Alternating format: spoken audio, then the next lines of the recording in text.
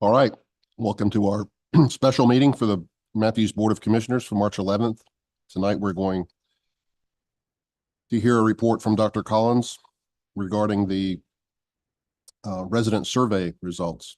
Maureen, were you going to start or? Okay. Mr. Collins, Dr. Collins, can you hear us? There he is. I can. Can you hear me? Yes. Okay. We've been doing this for 4 years, and nobody knows what we're doing, right? So I think, are we ready for me to share my screen? And I'll just go through. I've got some PowerPoint slides. Again, it's all of it's in the report, but it might be helpful to look through a few key things. Yes, we're ready. Okay.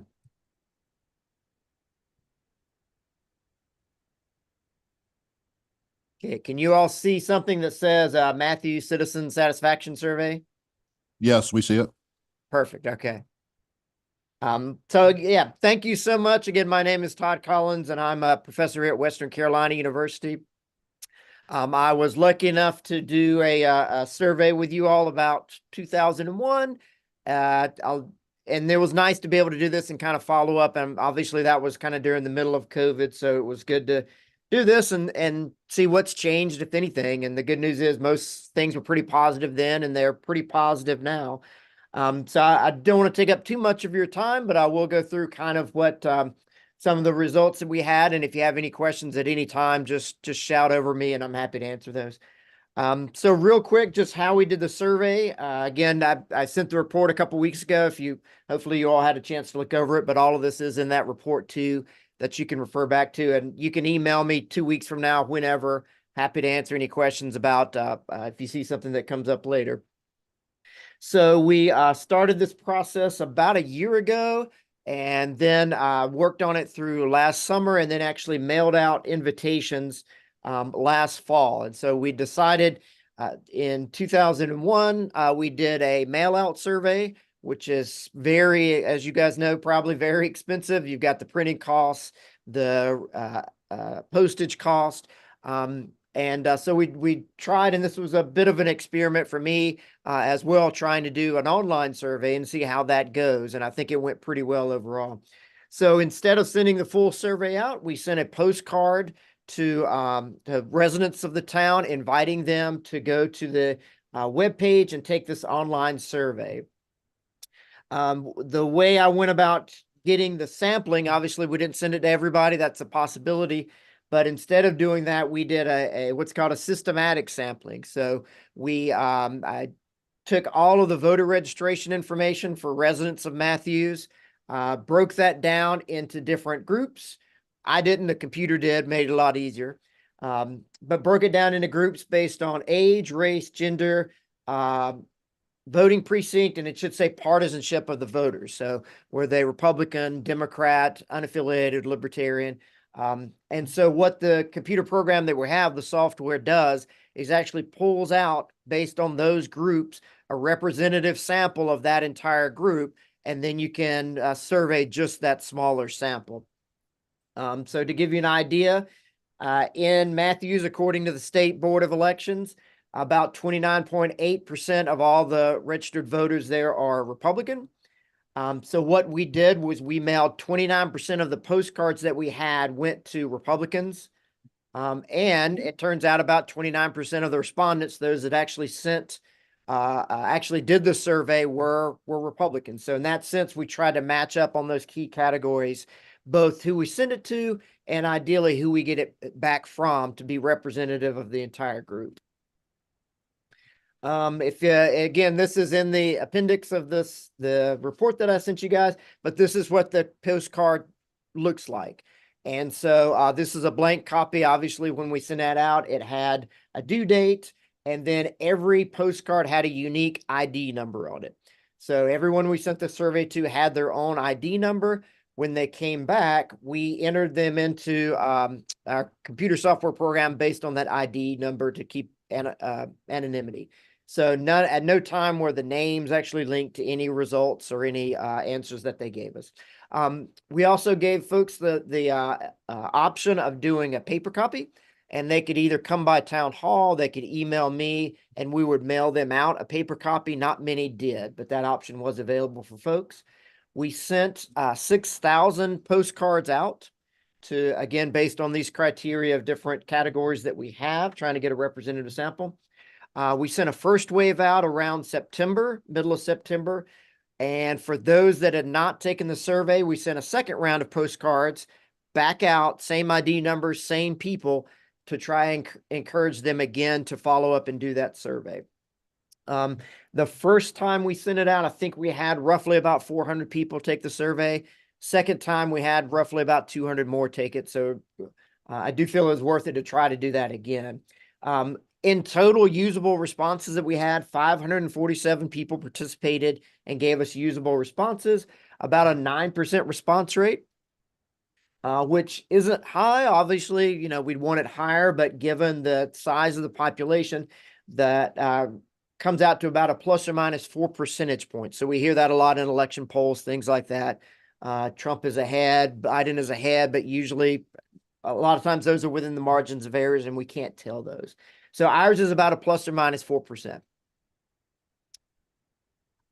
Overall, I think we had a pretty good sample, fairly representative of all voters, registered voters. A couple potential limitations that I'll point out to you, and maybe some things to follow up on. We did not get a lot of younger voters. These might have been college students. They might have been living at home and the parents answered the survey. We don't know, but roughly 10% of all voters in Matthews are under 24 years old, but we only had 3% of our respondents were under 24. Those between 55 and 64 might have actually been overrepresented. We had a higher number of those in our respondent pool than are actually the number of voters in the percentage of voters in the town. So maybe a little bit more overrepresentation there. And likely some underrepresentation of African-American registered voters in the town. About 14% of all all voters in town identified as African-American, but only 6% of our respondents. But other than that, if we look at gender, we look at political party, voting precinct are also controlled for that. We're pretty close to kind of all registered voters. Couple more things on demographics. The largest category were those, not a majority, but the largest category of those that answered the survey had lived in town or reported lived in town for more than 15 years. These are self-reported. Obviously, we don't know the accuracy of those, but a large number that responded to the survey had lived in Matthews longer, which kind of makes sense. They're more vested in the community. They probably care more about kind of taking these surveys. We also had about 40% of those, again, self-reported, had incomes above $130,000 a year. Again, it's self-reported, so we're not sure, you know, and a large number don't answer that question, but we did ask it. The other demographics based on gender, political party, age, things like that, we were able to get from the voter registration numbers. This data was self-reported. We also asked, do you also own a business in Matthews? And it wasn't a large number, about 9%, said that they owned a business in Matthews as well as being a resident. So what you probably care more about, again, I'll just go through that as a more academic to tell you kind of what the people that took the survey look like, and we feel pretty confident it's representative, hopefully, of the larger area. Overall, pretty positive perception. So we asked a question that they could strongly agree, not sure, disagree, or strongly disagree with. We asked if Matthews was a good place to live. Was it a safe place to live? And overall, again, our margin of error was plus or minus 4%. These are folks that said it was at least agreed with this. So some of these are strongly agreeing as well. Large numbers agreed with all of these things, that Matthews is overall a good place to be.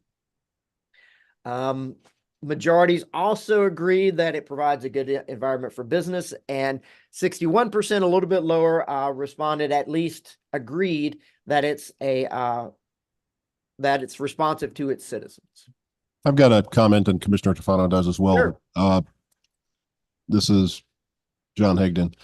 I'm pretty shocked that only 66% said it's a good place to retire when we have lots of retirees here. That's a little surprising, just comment. Commissioner Fano? Exactly my observation as well. So if you can answer that for both of us, please. Thank you. Yeah. So I guess the best way I can answer that is the who strongly disagreed with that, and that number was pretty low. So we only had roughly about 7% either disagreed or strongly disagreed that it was a good place to retire. A large number, about 28%, were not sure. That may be some of the younger folks. I can take a look at that and see if it's the younger population either not answering, but it wasn't a large number that disagreed with it. But I can delve more into that if you'd like me to at some point and see. I will say the other thing that I try to do with this data is do a regression analysis, which is kind of looking at all those categories I mentioned and trying to figure out, okay, who was more likely controlling for these other factors to agree or disagree with all these statements. And so for question 1 on the survey, which had this laundry list of, is it a good place to live, good place to raise children? Those living in Matthews for a longer time, those with higher incomes, and the older residents generally had a more positive view, were more likely to agree or strongly agree with this kind of list of opinions about town that we had. So I think that maybe makes sense, goes into some of the good place to retire. Maybe it's that the younger folks in the survey weren't thinking that far, don't know if it's a good place to retire or haven't. But you know, that if that's a question you guys want to know more about, I can delve more into that for sure. Not tonight, but when I can dig into the data. But I still think it's a pretty positive overall view of the town from the respondents that we had. And I'll also say at times I'll try to kind of relate this to what we had in 2021. Again, that was during COVID, so different times, but it largely very similar. I don't remember the exact number. I can look it up for the good place to retire, but all of these other questions were in the high 90% that it was a good place to live, a safe place to live. So we're seeing consistent with the prior survey that we had. We asked a couple other questions kind of related in the same vein. Question 19 on the survey, that's as it's listed in the report I gave you, asked about their perceptions and dealing with kind of customer satisfaction. So have you had interactions with town staff, and what were your perceptions about that? It's hard to know with this one because the majority had not had interactions in the last year with town staff or didn't remember having it. But if we break that down to those that said they had some interactions, again, a high number were satisfied. We had 87% who had some interaction with town staff, saying they were either somewhat satisfied or very satisfied with their interactions. But again, a large number that didn't interact with town staff. We had out of that, again, if you had interactions with town staff, about 13% reported being somewhat dissatisfied or very dissatisfied. So again, if we look at that margin of error, it's well within that a large majority were satisfied with their interactions with the town. I've got a question. Sure. And maybe this was already asked, but for the 13% that said we're dissatisfied or very dissatisfied, was there an option for them to leave a comment on why, like the reason on why they voted that way? Do we have that data? We definitely have. There wasn't several open comment sections. We had, not sure if they were asked for this one, if they could specifically say. So I don't think we asked them specifically for this, but we did have other parts where they were allowed to have some open comments. Okay, I'd be curious to see what that looks like and what was said and what we can improve on. Thank you. Yep. Yeah. So in 2026, when we do our next survey, we'll put in the open-ended part. I don't think they did on that, but we definitely can look through the other open-ended parts and see what they said. We asked a couple of questions about kind of town leadership. Again, this was on a strongly agree, neutral, disagree, strongly disagree, or if they didn't answer at all. Elected town leaders show strong leadership. Elected town leaders are guiding Matthews in the right direction. Elected leaders are making good decisions about development. Again, a lot we're not sure. So not a majority, but a plurality in each of these pretty much. We're not sure. Maybe the way the question it was presented, maybe they couldn't think of specific instances. And then we can see that we've got a little more disagreement here than in the other questions, but again, not a huge amount. I think development, well, I'll come back to that again. That seems to be something that people did have a lot of comments about. And that was one where it seems like raised some issues for some of the respondents we had. But again, roughly around 40% either agree or strongly agree with strong leadership and moving in the right direction. I've got a question. Are these results more or less typical or worse or better than other surveys you've done? These are pretty typical, I think. I mean, it varies from town to town. I will say that these are, again, basically the same as what we had in 2021 when we did the same survey for you guys. I don't know that I've asked this exact question to other towns, that when we've done other surveys and focus groups like that. So I can't say for certain, but I don't think it's unusual for there to be a little bit more, whether it's partisan based or whatever it is, a little bit more not as strong as in other parts of the survey, maybe.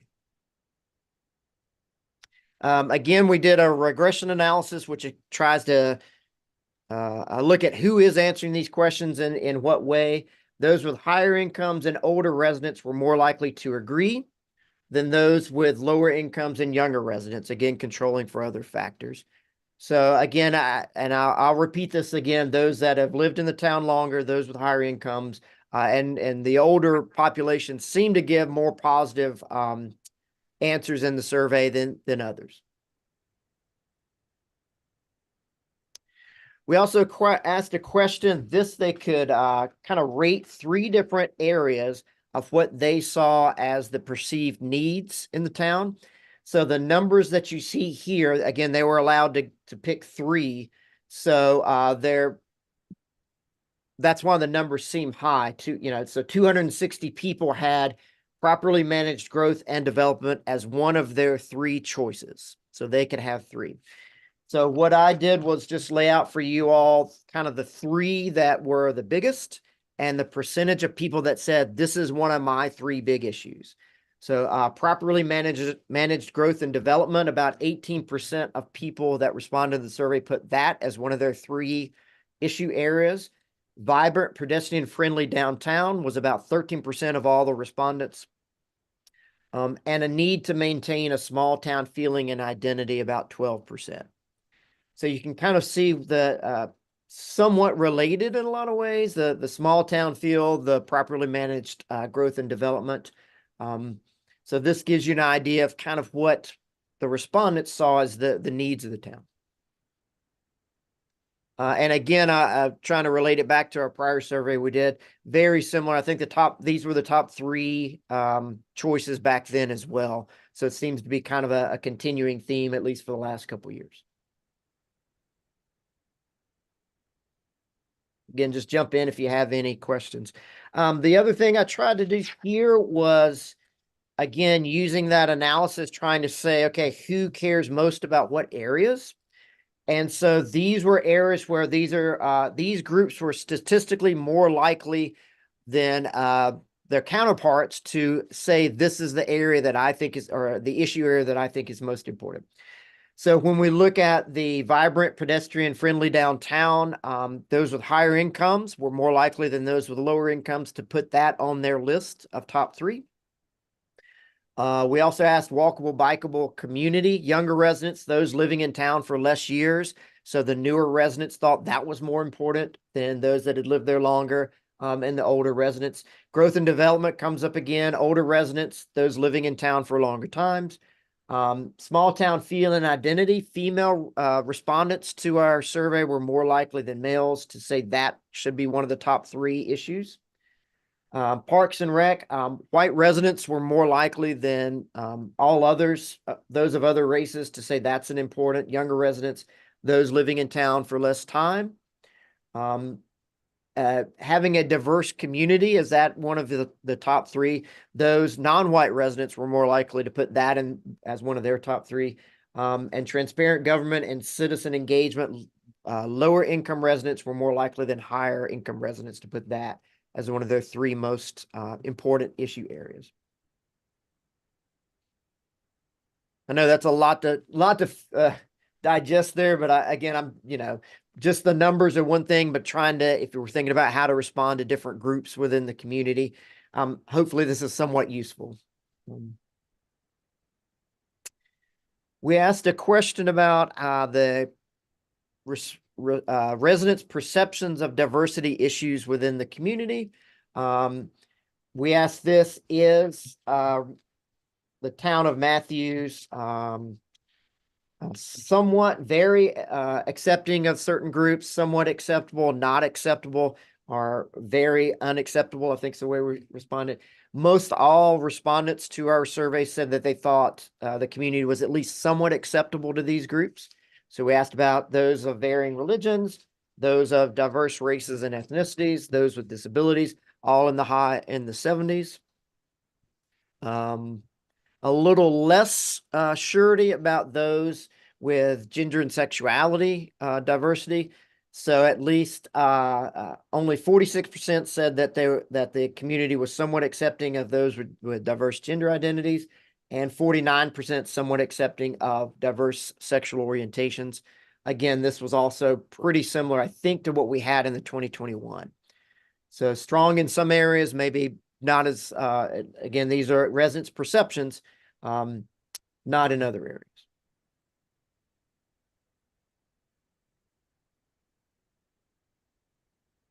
We asked a series of questions about specific departments within the town.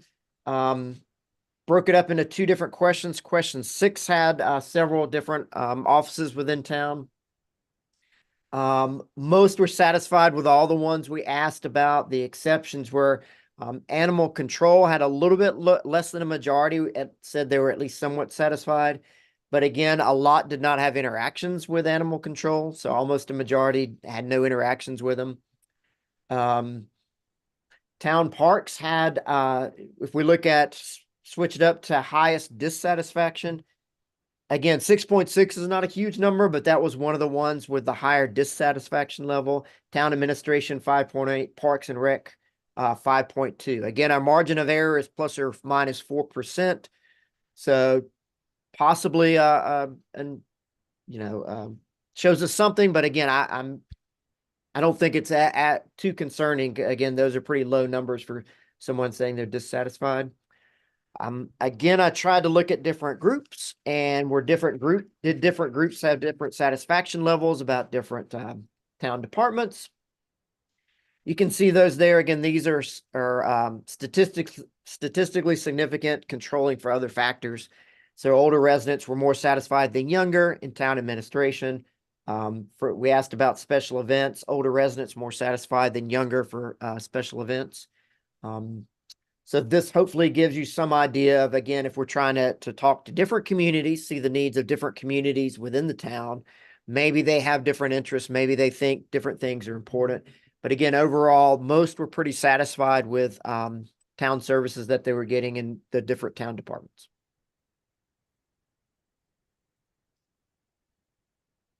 Question 7 asked about a different set of town departments. We had to break that one up into two different questions because we had so many different offices and departments we were trying to get some feedback about.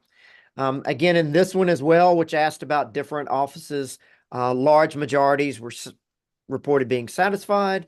Some of the exceptions, again, going along with planning, development. One of the themes that I think we do see from the survey, the planning department, we did have a higher number dissatisfied. 23% said they were at least somewhat dissatisfied with planning and development.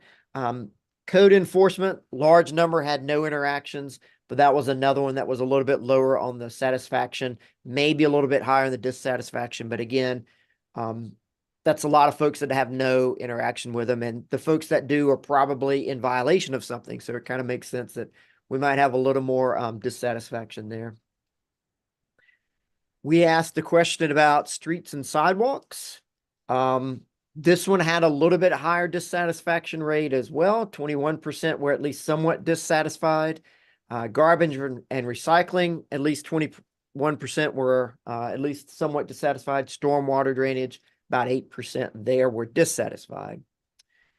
As far as roads in particular, most folks seem to think we asked a specific question just about roads. So question 7 asked a general question about streets and sidewalks. We asked a specific question about roads themselves.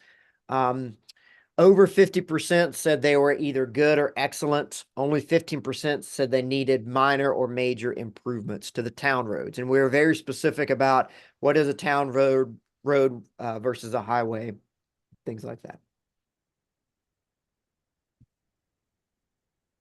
Special events, we asked a question about why you go downtown, and if you attend special events, how satisfied were you about those?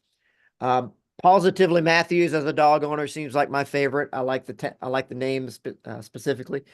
Not everybody attended town events, but of those that did, 95%, a really high number, said they were at least somewhat satisfied or very satisfied with their experiences in town-sponsored events. We did have 17% of all respondents said they had not attended, were unsure about town events, but those that did, 95% were satisfied. As far as how often do you go downtown, 70% of our respondents said they visited downtown at least weekly. Some of those said many times a week, but 70% were at least weekly. And then we asked questions of why do you go downtown when you do? The largest number, again, all of this is in the report as well, and the actual numbers are in the appendix. The breakdown, statistical breakdown of proportional breakdown. The main reason for going down were private businesses, so restaurants, shopping, doing those types of things were the most often cited for going downtown.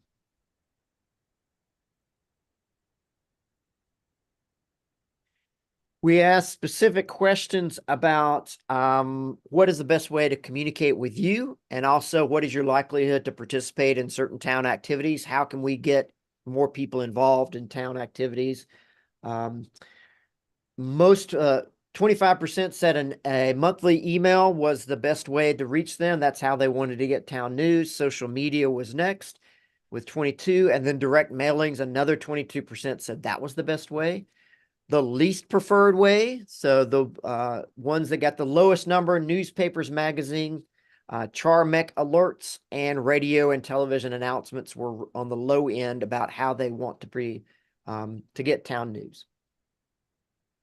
And then we asked the question, how likely would you be to participate in certain town activities? These were the ones that came up the most. So 23% said they would be most likely to participate in a community meeting. Information open house next. Public hearings were next. So all of that kind of bigger group activities were more popular for those that took the survey. So again, just wrapping up, all of this is in the report. I'm happy to answer questions about it. And again, if it's a month from now, you're going through it, trying to fall asleep at night and reading through this, and you see something that catches your eye, I'm happy to answer questions about that too. But overall, I would say that it's pretty positive. Again, a lot of it is the very positive picture that we had in 2021. Most folks think it's a good place to live. Most folks seem to say it's safe. I think the one thing we can think about is for this survey, there may be other ways to get at the concerns of minority residents. We didn't have a high number in our survey. We didn't have a lot from younger residents, proportional to their to how many of them there are as far as registered voters. Maybe looking at them a little bit more might be a way. I think the only kind of negative theme I would say out of this would be something about development and protecting kind of the small town feel. So in some of the open comments, there are other concerns about developing too quickly, overdevelopment, temporary or apartments, and those kind of larger developments, and the town kind of losing a small town feel. But overall, as I mentioned, I think satisfaction levels seem pretty high. Again, we've got a pretty fair margin of error here, and we've got 90% of the people saying it's a good place to live and seem pretty supportive of the town. And that's kind of my spiel. Happy to answer any questions that you all have. Happy to go through the report more for those of you that have had a chance to see it. And again, happy to answer questions at a later time if that's easy for you. Thank you, Dr. Collins. Do we have any questions or comments? I think we're good. Okay, well, I you. will give a plug. I had 2 MPA students that helped us out. They may be on the job market soon. So we're always looking to place our Western Carolina MPA students and undergrad in great places. And I appreciate you all giving us the chance to kind of work with you, and I applaud you for doing this kind of outreach and getting feedback. I think more towns and communities need to do it. So thanks so much for letting me be a part of it. And again, feel free to email me any questions or anything that you may have. If I can figure it out, I'll stop. There we go. If I can figure it out, I'll stop sharing my screen. Okay. Thank you, sir. Thanks so much. I just want to say thank you, Dr. Collins, for all of your work and expertise. They really do. This is a large undertaking, and it's a lot of work for them. So we really appreciate their help on this survey again this year. Thanks so much. Thank you. All right, we'll move directly into our next agenda item for our early meeting, and that's to meet with staff to discuss the town's strategic plan. I think, Yes, good Leah? evening. So I have copies of the strategic plan if you would like to take one. And this time around, I think we've gotten it right. So think it'll be a productive conversation. For purposes of the time left, what I'd like to do, I've highlighted the initiatives where there were at least 3 or more of you who selected the initiative as a priority for you. So what I'd like to do is look at each of those initiatives, and if there are any additional comments that you have about the initiative or areas that you would like us to focus on for FY25, we'd like to gather that feedback from you at this time. Does that sound okay? I've got a question. Yes. Just looking at this,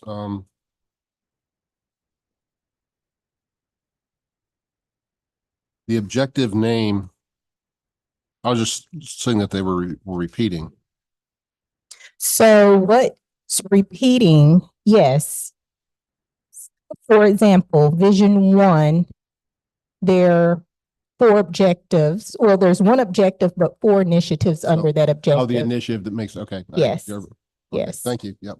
And I've left all of them on there. So you will see blanks. Those are initiatives that no one selected, just for purposes of ease. So if we would like to start with Vision 1, which is well-planned multimodal transportation system, at least 4 of you, thank you. Thanks. At least 4 of you selected this initiative, identify improvements to the flow of traffic throughout Matthews to decrease drive times and reduce congestion, as an initiative that is a priority for you. Is there anything related to that initiative that you would like us to focus on for FY25? Any specific comments just, or questions? Observation, we had Garner, Urban, McCool, and Tofano pick the first initiative, and Gina and I picked the second, and they seem very interrelated. They're very similar. They are in some ways. And so what you will find with the strategic plan is that a lot of the initiatives are interrelated. So while you may have chosen, the majority of you may have chosen initiative 1.1, based on the work that we do around that initiative, it might support some of the other ones, which is a good thing. So you're advancing more than one initiative at any given time. Well, I think something that we've discussed to help with these type things is to be more proactive in meeting with our state representatives. So I think that's something that we should perhaps invite our state representatives to come to our meetings, and maybe we take a trip to Raleigh on occasion and go speak with them. But I think I think that's an area that we could definitely improve in, that we haven't done a whole lot of. Or not enough of in the past. Anyone else? Okay, we'll keep moving. So the second initiative, still under Vision 1, well-planned multimodal transportation system. This was objective 3, which was to encourage multimodal transportation. And 3 of you all chose 3.1, which was to expand the network of sidewalks, multi-use paths, bicycle lanes, and greenways to allow for non-motorized transportation throughout the entire town. Are there any specific areas of interest as it pertains to that initiative that you like for staff to focus on for the upcoming fiscal year? Any specific areas of town or specific activity? I think Susan and Dana may have already done this, but to prioritize where we want to put our sidewalks. We've got a lot of gaps and a lot of areas that need them, but which ones are most important or most utilized? And I think they've done some of that work already, but that would be helpful. Anybody else jump in? I don't want to be the only commenter. I mean, I think this is a recurring theme, and I know steps have been in place, but the 74 kind of being the cutting point of our town. You can't, if you're a pedestrian, you're not crossing 74 without taking your life into your hands. So anything that we can do to bridge that gap. Thank you. Malia, let me just we talked about this the day we were doing this, and I said, well, a lot of the stuff you guys are already working on. So it didn't seem like we were goal setting because a lot of these goals were already done or underway. So are you saying, let's say under vision number 1, that because we highlighted initiative 1.1, initiative 3.1, staff is going to sort of pivot and focus on those things and the other things will drop out? Or do they rise to the top? How am I supposed to take the read of this?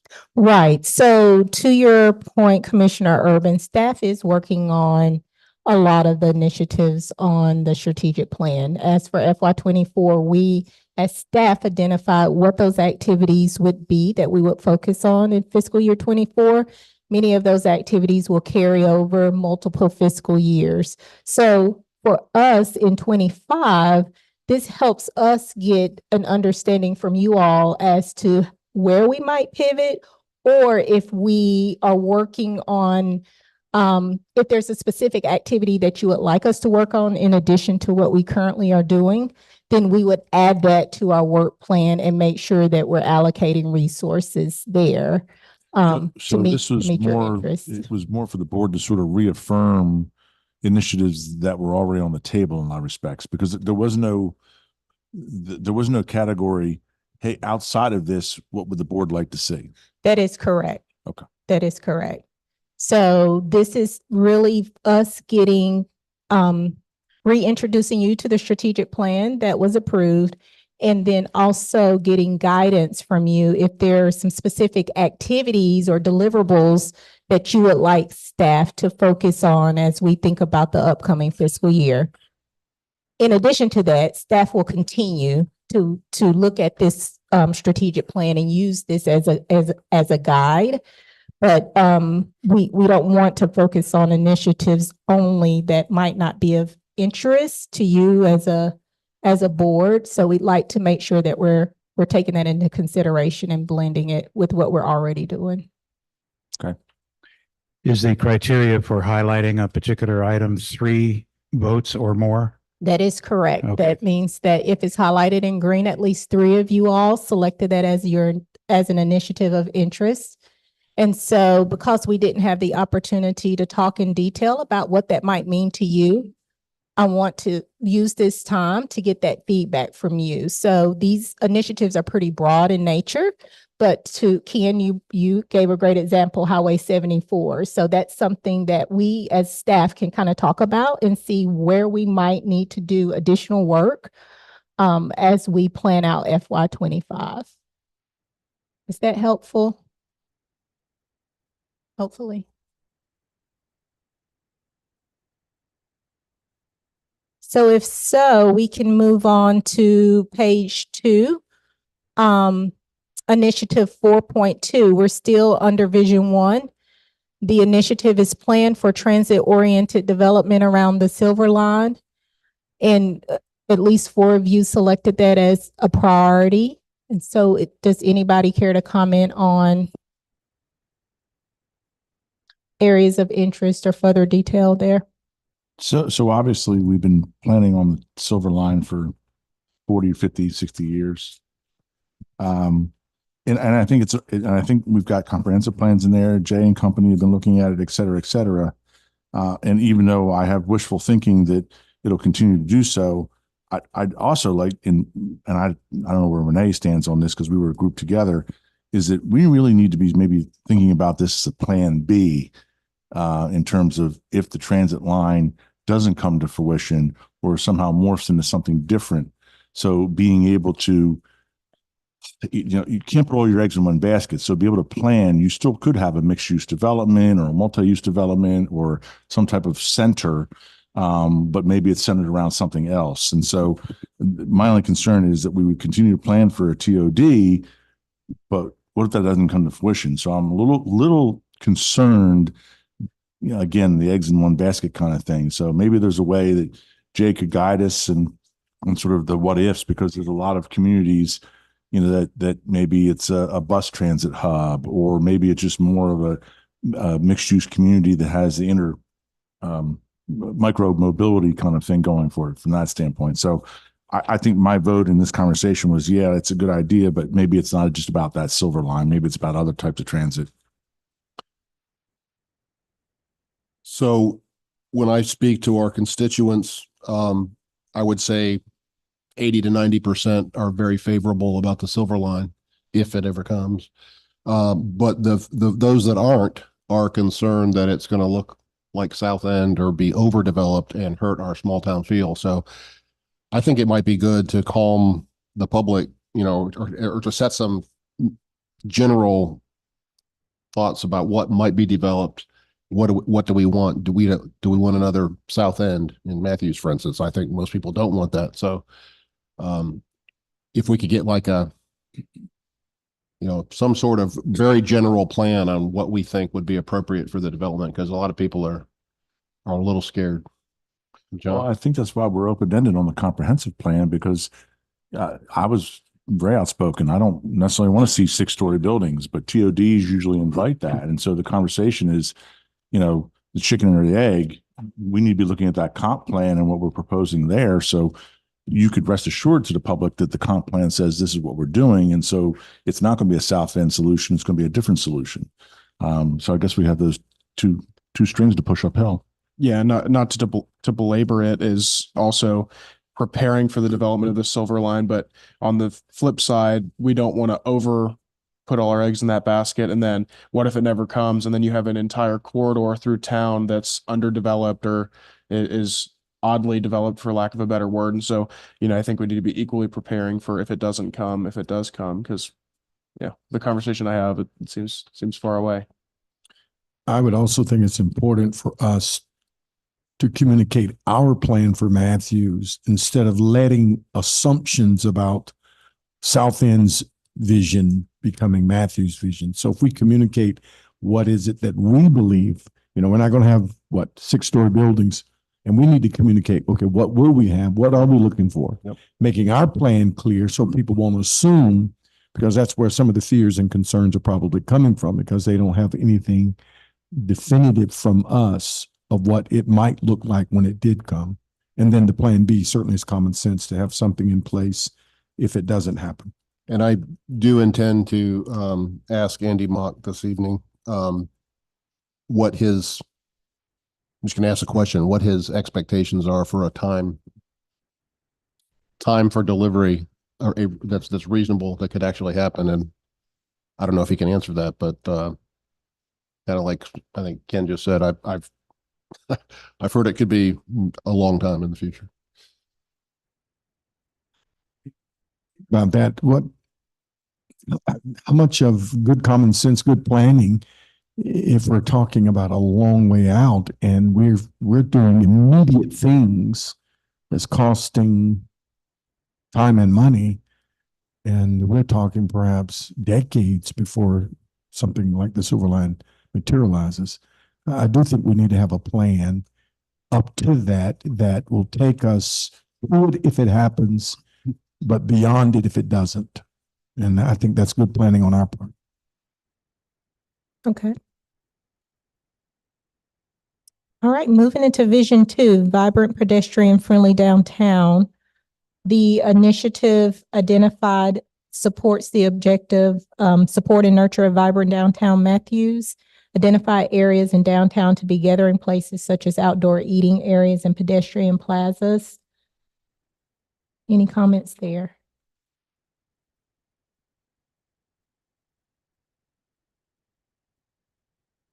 I'm sorry, which one are you on? I'm on page 3, The vibrant pedestrian friendly? vibrant pedestrian friendly downtown. So the first green highlighted row. Initiative 1.2. Yeah, I think that I would like to see us sometime in the near future start to do some of the design work that our general obligation bond would allow. And town manager and I have spoke about that. I think I've said this many times. I think gathering places where people actually talk to each other instead of staring at a screen are really, really important. And that's what makes, a beautiful town, when people know your name and you can talk to people that you know and have places to gather. So I know that the plan that we have for downtown is going to have some of those areas in it, wider sidewalks and outdoor seating and things like that. So I would like to see us sometime in the near future, maybe start some of that initial design work so that it's ready to go. And I believe, Becky, you said that we could reimburse ourselves when we let the bonds. So if we spent money now, we could reimburse it from the bonds later. That's correct. I'll agree. Okay. Yeah. And I think for the next one, you all have kind of talked about this, just to continue to address the sidewalk gap. So I've taken note from an earlier conversation. And Yeah, and prioritize them. then that ties back to the bond too, is the sidewalk. Okay. On a sidewalk, it's interesting that on Matthew Menhill Parkway, the only portion that appears to go over 74 has no sidewalks. And that should become a priority. I mean, all the rest of them crosses 74 and you got to pray that you No, yeah, you're make taking the your life line. into your hands.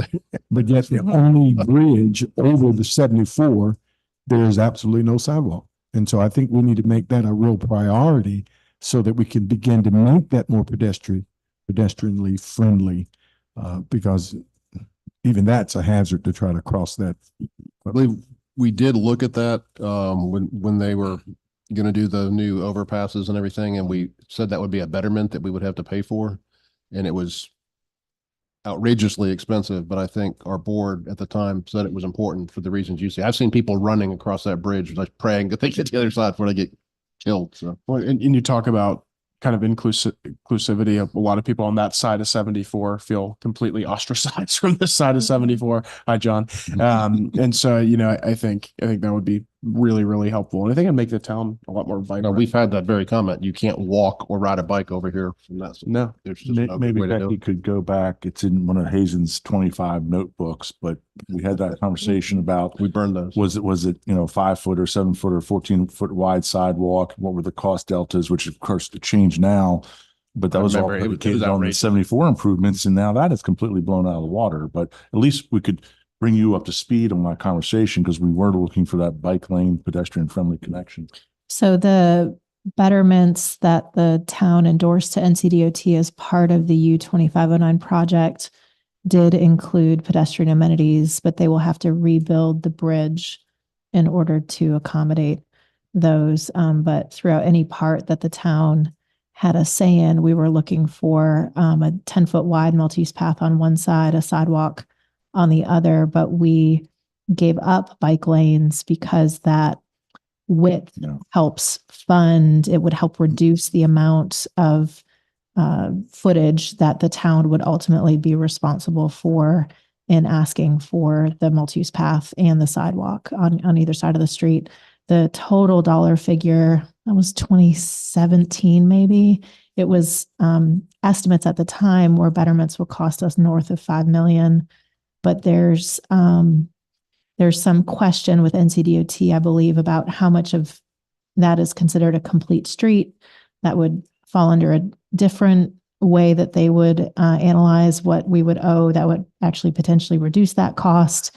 But then the total cost of the project is also very different compared to what it was in 2017. So I think it's safe to say it's just all very murky right now, but the pedestrian amenities are at least a part of the design that they are working on for that entire project. But you're right, with the delays in funding for the project, I think anyone's guess as far as when it might actually be built, but because it would have to be part of a rebuilt bridge, probably wouldn't be something that the town would ever be able to fiscally take on our own.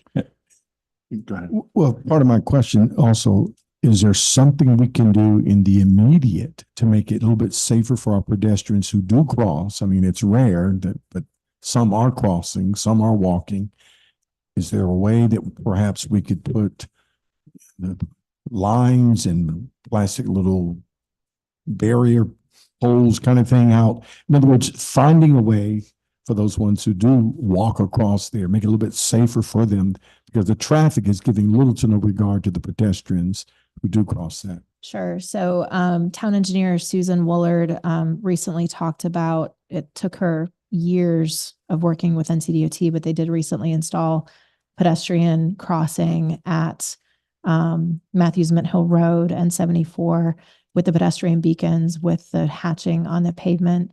Happy to check with her to see if there's any other opportunities at any of the other intersections, but I think that was a 4 or 5 year process to finally get that approved and installed with NCDOT. But we at least did make it much safer at that intersection, which was a win for the pedestrians. Specifically of the bridge portion where people are walking. And I mean, just anything would be better than nothing, perhaps, for the safety of our citizens on that bridge. I wouldn't walk it, but, well, I guess I would, but if I had to, but if there was something, it would be better than nothing. Several years ago, John, you probably remember, I advocated or asked staff to look into making a standalone pedestrian crossing. Cause I've seen a lot of them up north in Pennsylvania, Ohio, Michigan, where they just, it's like walking through a cage type thing.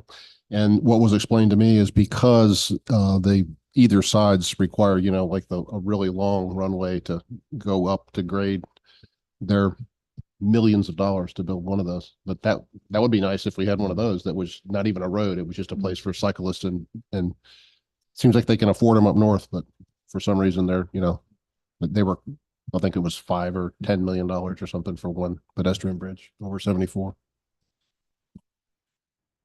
Okay. Well, we've taken some notes there. The next one is continue offering special events and activities that draw visitors to Matthews, continuing with Vision 2. Any comments there? Well, when Renee and I were talking about this one, and I'm sure Gina will agree, is that there's something this town does really, really, really well, is the events. So you keep that ball teed up and you keep pushing that forward, because it does make the town a destination from that standpoint. So that was a no-brainer. I don't think there's anything in particular we need to do other than keep on keeping on, because there's a ton of events right now. I think Matthews does more events than Charlotte does. I mean, it's just, there's something almost every week here to do. So we're doing a really good job at that right now. And maybe it's not like having the big blowout festivals that drag the streets to complete gridlock or whatever, but maybe it's working with the businesses and stuff like that, having more of sort of a pop-up type of event, and smaller things. My IT guy came in the office the other day and said, you had wrestling the other week on Charles Street. And he says, my wife called me. I came down the Greenway, blah, blah, blah. We camped out and watched it. He said, that was the coolest thing ever. So that was a private situation, but you can see how just little things like that, a big draw. Great. The next one is identify ways to attract a diverse mix of businesses and attractions, including restaurants, shops, museums, gardens, fountains, and other points of interest. And the majority of you selected that as an initiative of interest. Any comments there? And if not, we can keep moving.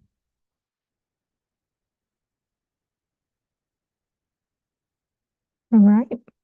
Moving on to Vision 3, walkable and bikeable community.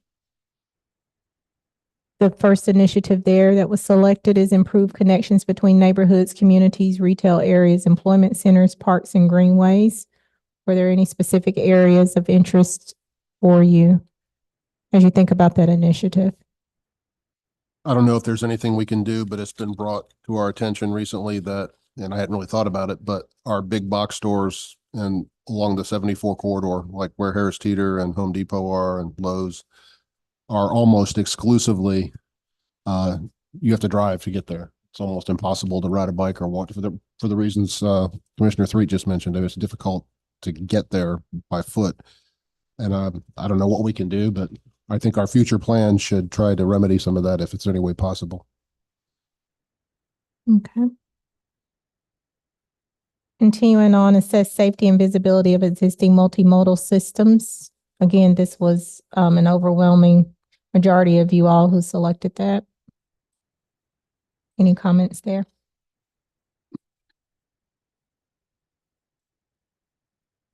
Only comment I have is I know we have regular police presence or semi-regular police presence on our greenways, but I'd like to see that continued or maybe even improved in light of so many terrible stories we've heard lately of people being assaulted and things like that. I think there's certain times of early morning and at dusk that it would be helpful to have more of a police presence. I sometimes see the police ride down the greenway behind my house. I think it was using the motorcycles they would go down, but that's good. I mean, I'd like to see that continued. Okay. Next is the communication methods, which I think is pretty self-explanatory to make citizens aware of their options. But any comment there? And then the preservation, the next one is encourage preservation of historic properties.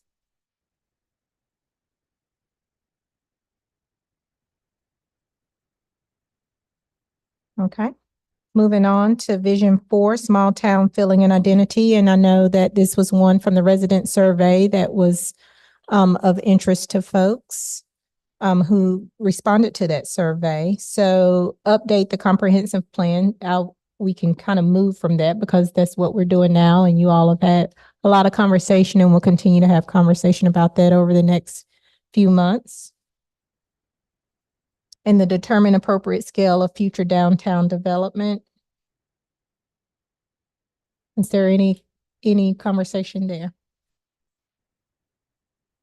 Just a note that often the small town feel will vary from person to person, what they bring that to look like.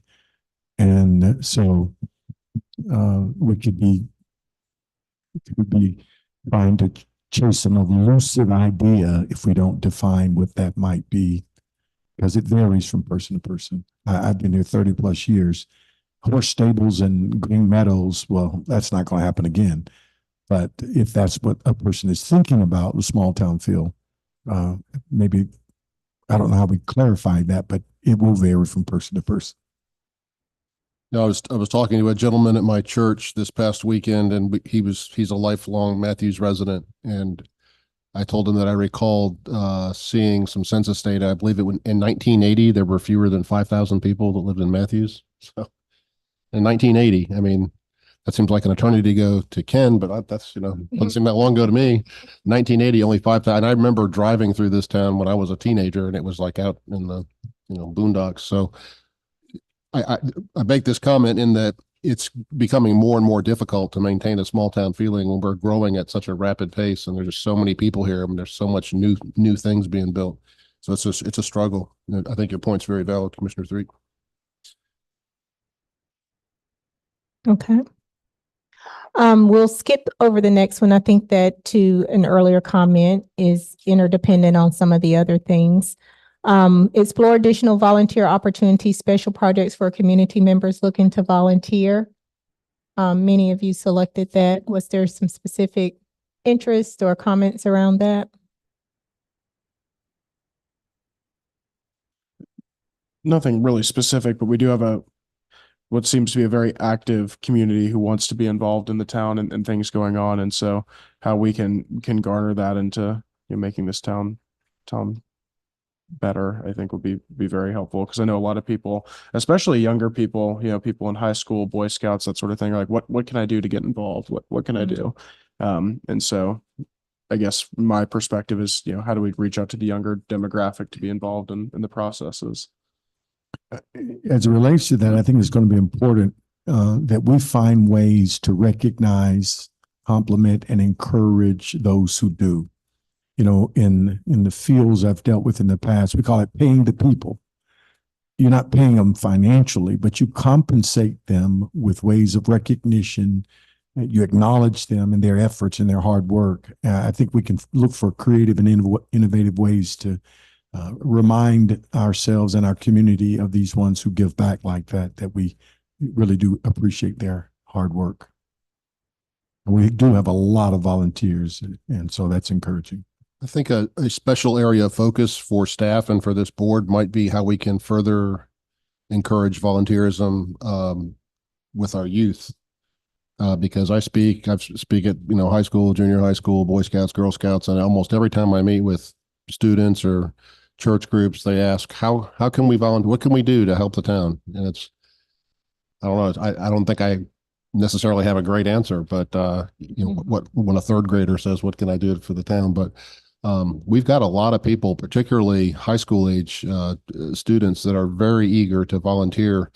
I think most of you are well aware that getting in college these days requires as much volunteerism as it does good grades. So that's what they look for, is public service. It's a very important component at almost every college now. So a lot of these, they want to volunteer because it's a nice thing to do, but it also helps them to get into college or to get a job. So I don't know, just throw that out for this board and for staff. How can we harness that desire? I think there was a lot of people that want to volunteer that we're not really giving them anything to do.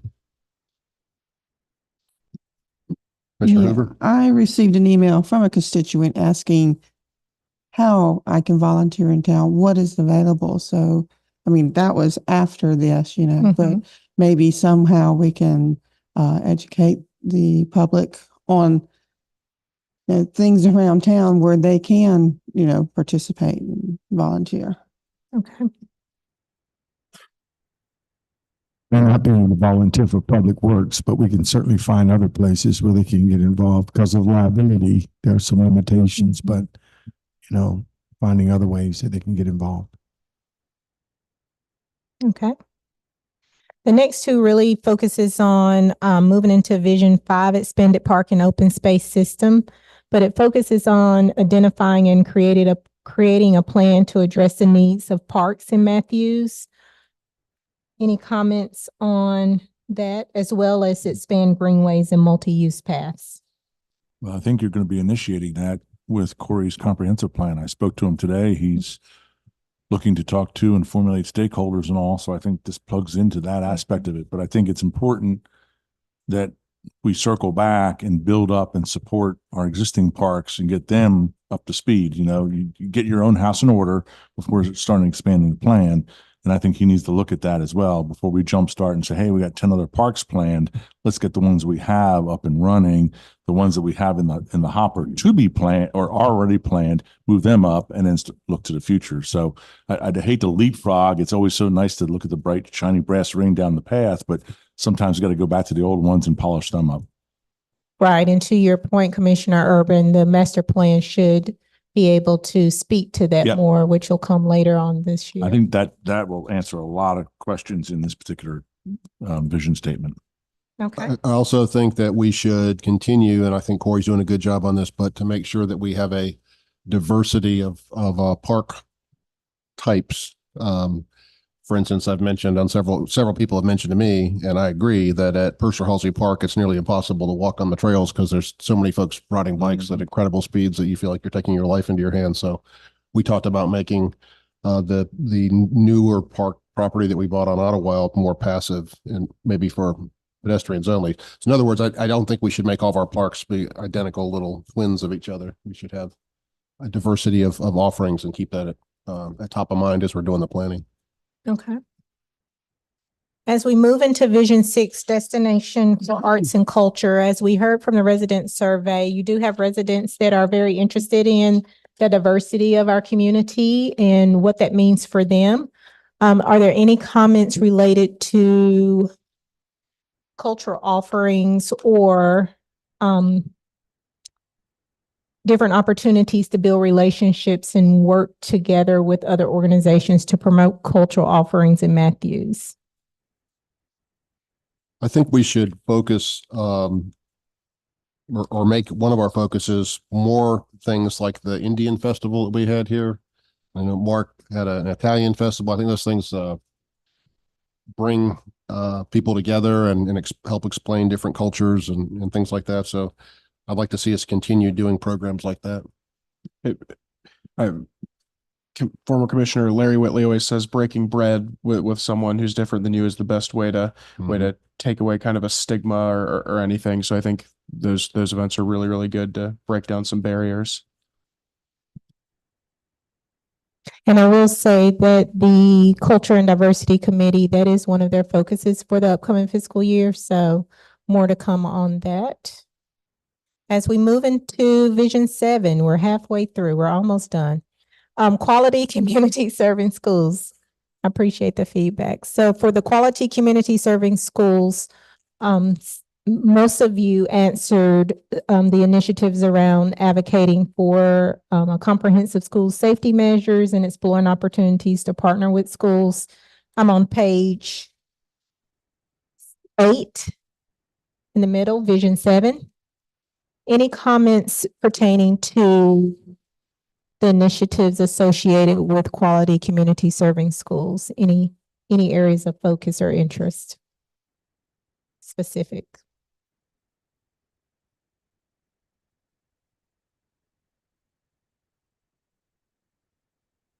Okay. All right. Moving into Vision 8, properly managed growth and development.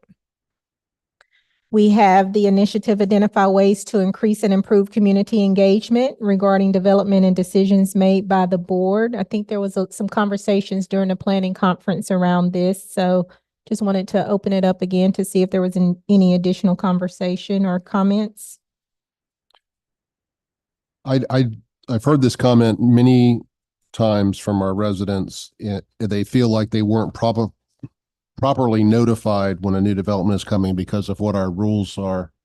And in some cases, only a very small amount of people are noticed. I don't know if we can, I'd welcome to see what Jay thinks about that, but I think we need to be more transparent and notify as many people as possible.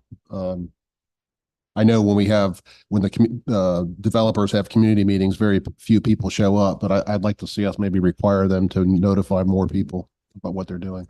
It seems like the public doesn't know about it till we're voting on it, and there's 200 people in here, complaining or applauding us. Okay. All right, we're moving on to page 10, Vision 9, diverse communities.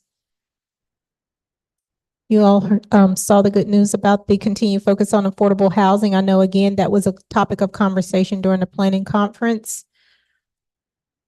And we are currently continuing efforts to implement recruit strategies to reach a diverse group of applicants.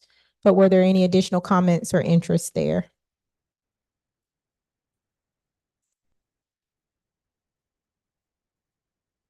You think maybe we could have somebody from HR, or it could be either you or Becky, tell us how we're doing that, how we're casting a wider net is a phrase we keep using, because I think just to inform the public what's being done. I know that Tanya's doing some great things, but I don't think the public knows about it. Yes, we can do that. All right, moving on into Vision 10, community dedicated to public safety. There were several here of interest, and just opening up for purposes of time, I know we only have a few more minutes, but some of those initiatives were around appropriate staffing, maximizing community policing tactics, and the public engagement and communication efforts. Any comments there? I think we're already doing this, but if we could, again, prioritize our efforts on areas where there's been, high crime or more accidents or whatever, I think we're doing a pretty good job of that, but to continue to make that a focus to base it on areas that need it. Okay.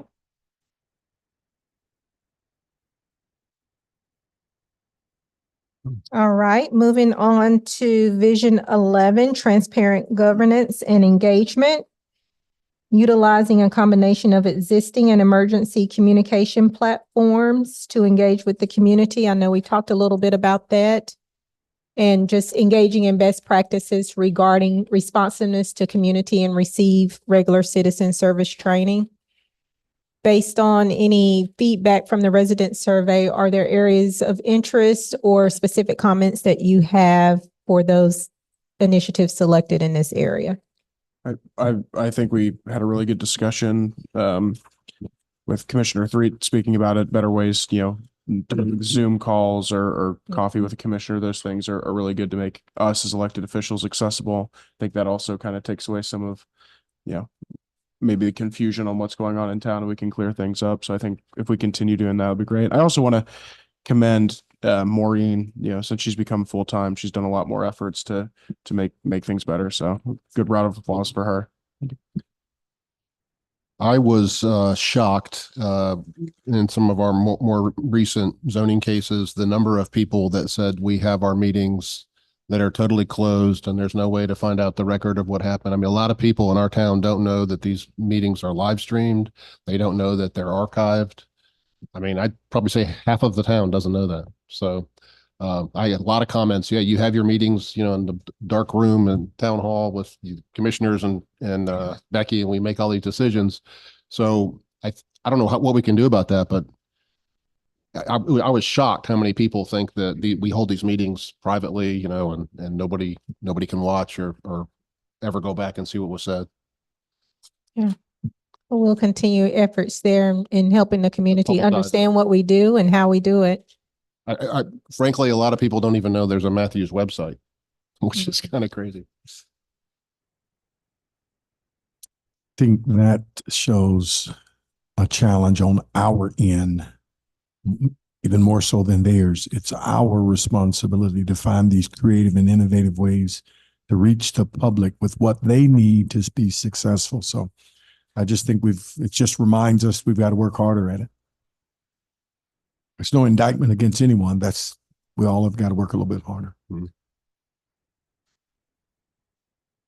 Okay. And last but not least, the last vision, Vision 12.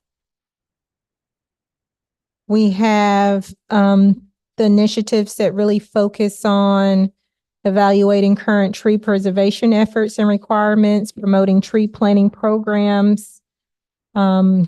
And we talked a little bit already about continuing the discussion with Katz about microtransit service within Matthews, but any comments or feedback pertaining to tree preservation and planting programs?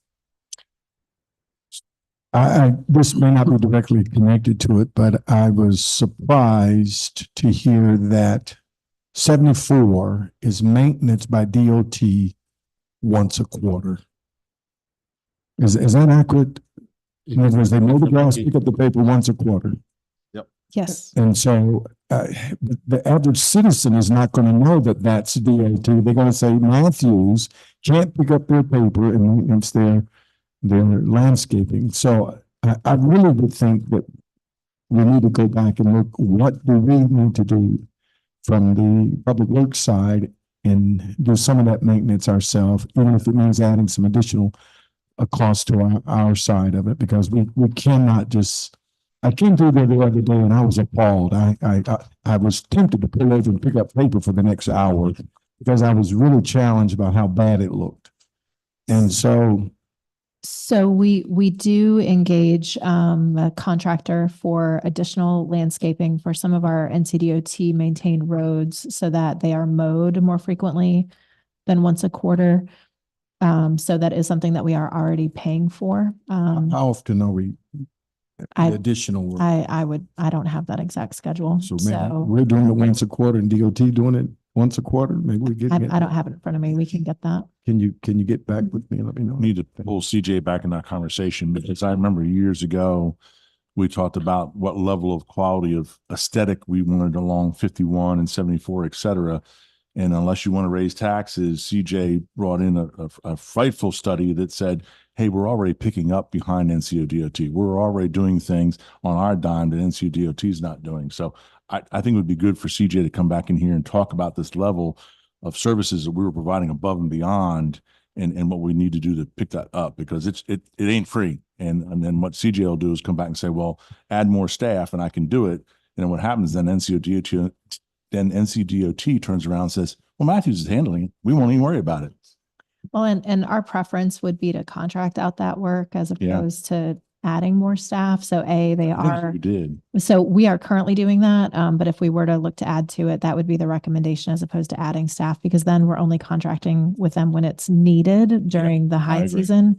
And also they're extremely high risk areas. And so having staff that does that kind of day in and day out, it can be safer because they're kind of more accustomed to working in those environments on a regular basis. But is there something we can do to put pressure on DOT if we're picking up behind them and doing some of their work? Is there something we can do on our end to put a little pressure on them? Just volunteered to help with that task force and head up. We have asked I them. will. We have asked them. Leon, I made a comment in this chamber last summer at Waverly. The grass on the median was taller than I am. And I had my Ford F-150 truck then. I couldn't see over the median sitting up that high. It was literally like 7 foot tall bamboo grass or something growing in the median that hadn't been mowed in probably a year. So it's a problem all over.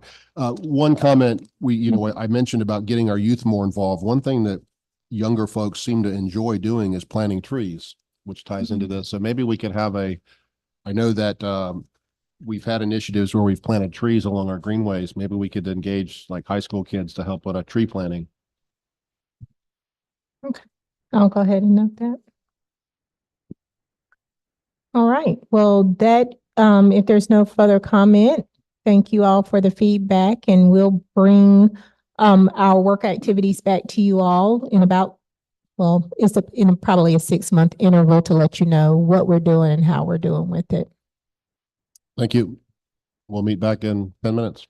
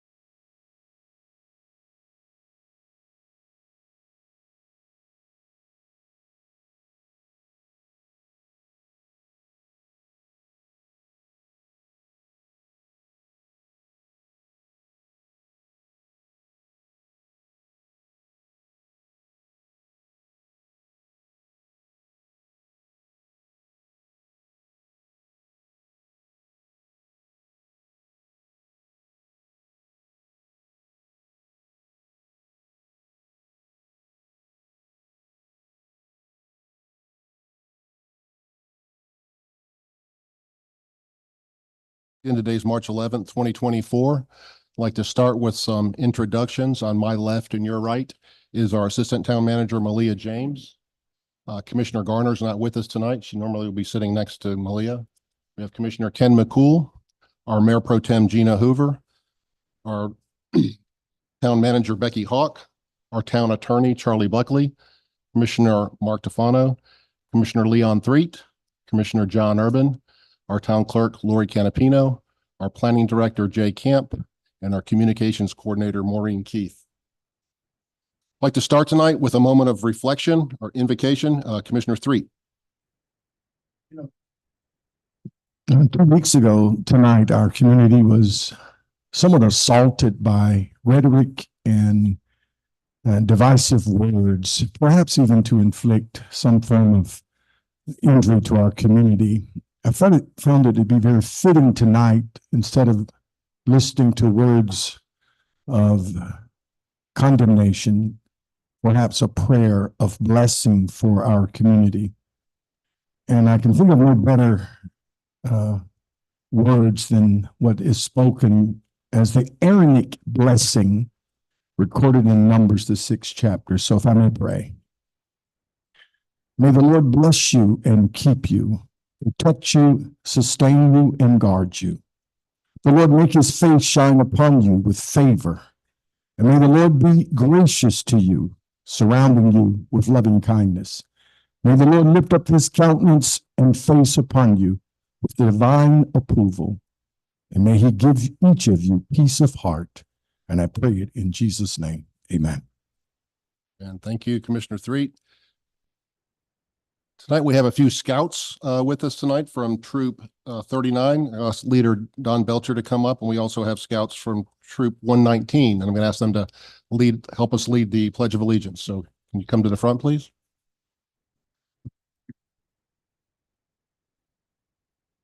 Come up here to the front.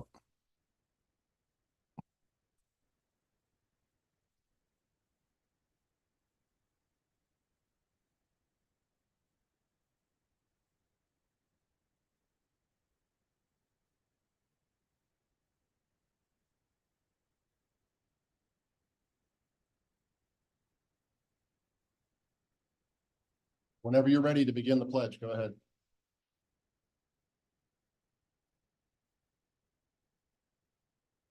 Pledge allegiance to the flag of the United States of America and to the republic for which it stands, one nation, under God, indivisible, with liberty and justice for all. Thank you.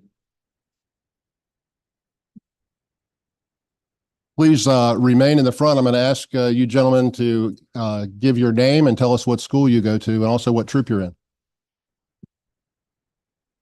My name is Cameron Lyerly. I go to Carmel Christian School and I'm a Troop 39. My name is Jason Gallant. I go to Crestdale Middle School and Troop 39. My name is Nikhil Sagatla. I go to Porter Ridge Middle School in Union County Public Schools. My name is Noah Holman, and I go to Charlotte Lab Middle School, and I'm in Troop 39. My name's Trevor Sessa. I'm homeschooled, and I'm with Troop 39. My name is Braden Cope. I go to Porter Ridge, Troop 39.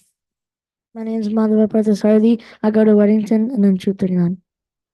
My name is Smarth Vinay. I go to Weddington Middle School, and I'm in Troop 39. My name is Dimash, and I go to Weddington Middle School. I'm with Troop 39. My name is Graham Williams. I go to East Mecklenburg, and I'm with Troop 118. My name is Hamlet Blanton. I go to South Mech, and I'm with Troop 118. My name is Adam Tyson. I go to McClintock Middle, and I'm with Troop 118. All right. Thank you very much. Great job, guys. I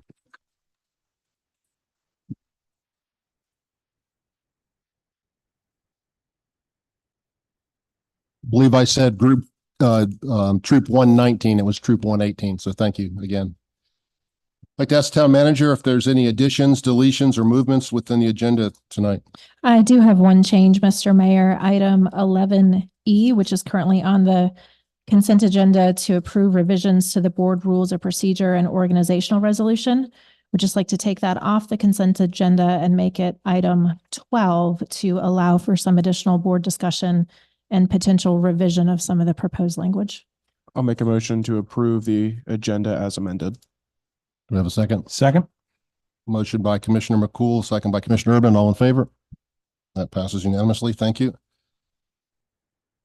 So I'd like to ask our town manager, Ms. Hawk, to introduce our new police chief, Michael Clisari. Sure. Mike, if you want to head on up to the podium, we're going to talk about you for just a minute.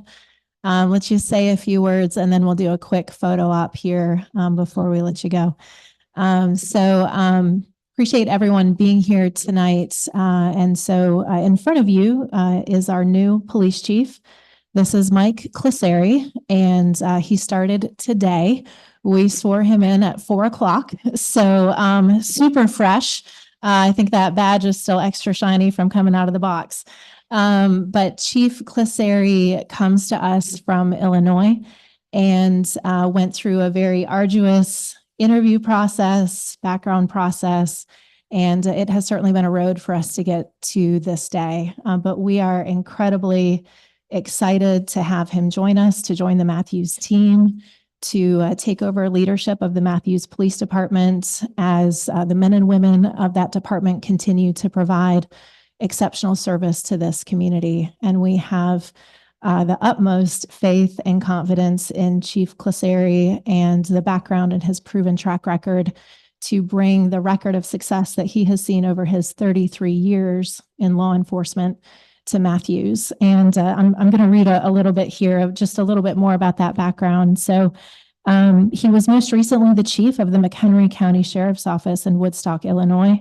But the background over the last 33 years, he has done everything. So in addition to being a chief, he's been an assistant chief of investigations, a commander, a sergeant, a patrol officer, canine officer, gang investigator, SWAT operator, and a major narcotics detective. Really, over those 33 years, he has touched every single facet of law enforcement and even dealt with some major issues that we are fortunate to not have in Matthews, and we would certainly like to keep it that way. On the education side, he's a graduate of the Northwestern University School of Police Staff and Command, as well as the Harvard Kennedy School for Crisis Leadership. He has an executive Juris Doctor of Law degree from Concord Law School from Purdue University, as well as a bachelor's degree in business management. More than that, though, when we went looking for a chief, we were looking for somebody who could build relationships, who could represent the department well, who could build the department and be a mentor to the men and women who serve day in and day out. And I really, truly believe that we found that and then some in Chief Clisari. And so we are so thrilled to be here today. So on behalf of Matthews staff, on behalf of the board, certainly welcome to the town of Matthews. This really is a special place. I think you are going to find a very warm reception, but we are so very glad to have you and look forward to seeing great things for hopefully many years to come.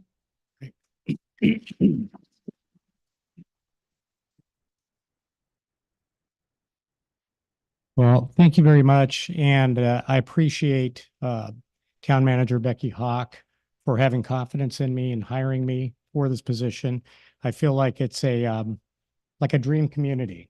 The support that I've received from the community members and from the staff, from the town commissioners, it's just been phenomenal. I look forward to leading a great department, perhaps making a great department even better, and serving all of you, the residents of Matthews. And I really appreciate the opportunity. I feel very fortunate. Thank you.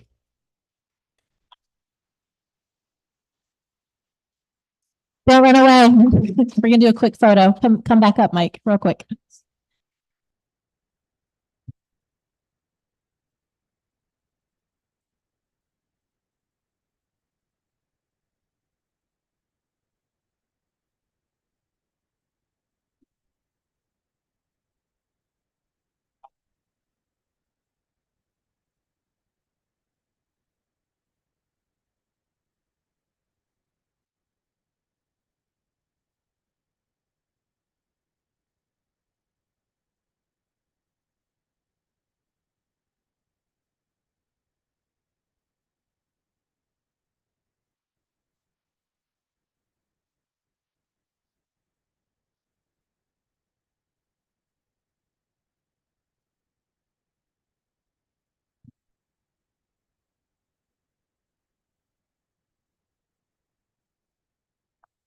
You know, he must be good because the paparazzi's out tonight, so. Now I'd like to ask Major Roy Sisk to help us in recognizing Officer Parker Justice for some recent life-saving activities he recently took part in. We appreciate you guys giving us a few minutes to recognize Officer Parker. Hopefully that previous item on the agenda will take care of y'all having to listen to me do public speaking for the next little while. But thank you for your time. Officer Parker Justice, he's been with us about a year.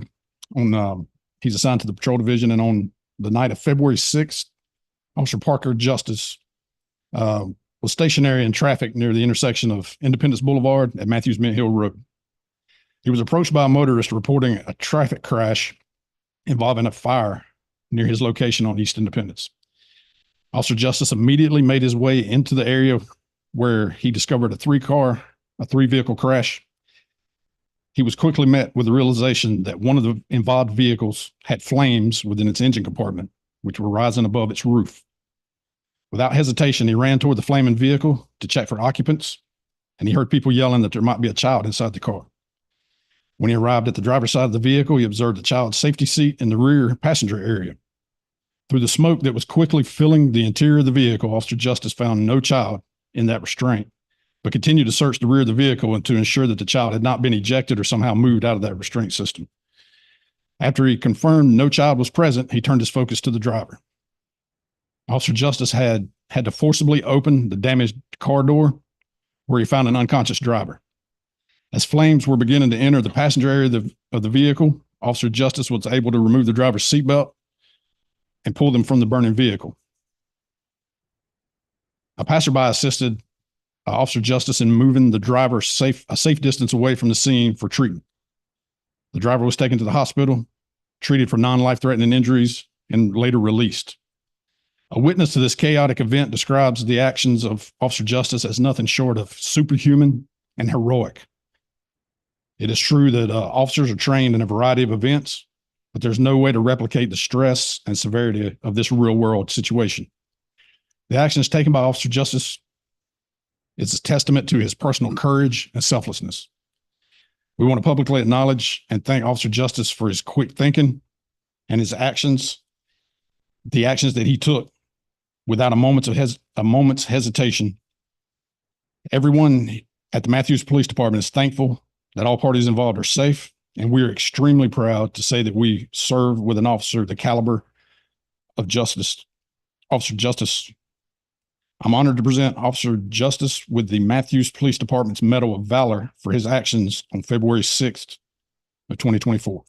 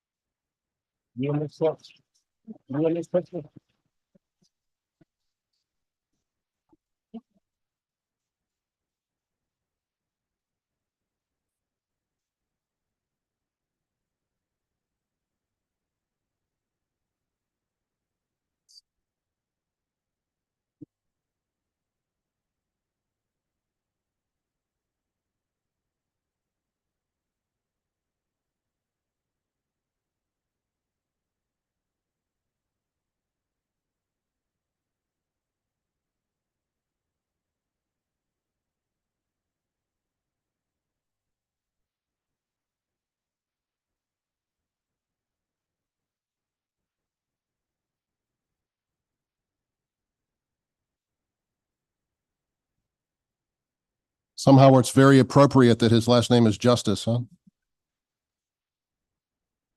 I do want to take a moment also to recognize Major Sisk, who acted as our interim chief for the last several months and did an outstanding job, and you did a good job public speaking as well.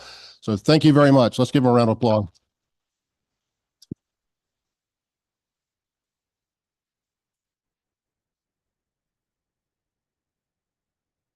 We're going to move to our next agenda item, which is our public comment. Anyone who registered in advance will speak first. And after that, anyone in the audience who wishes to speak may do so. Speakers will have 5 minutes and are requested to provide their name and address before speaking.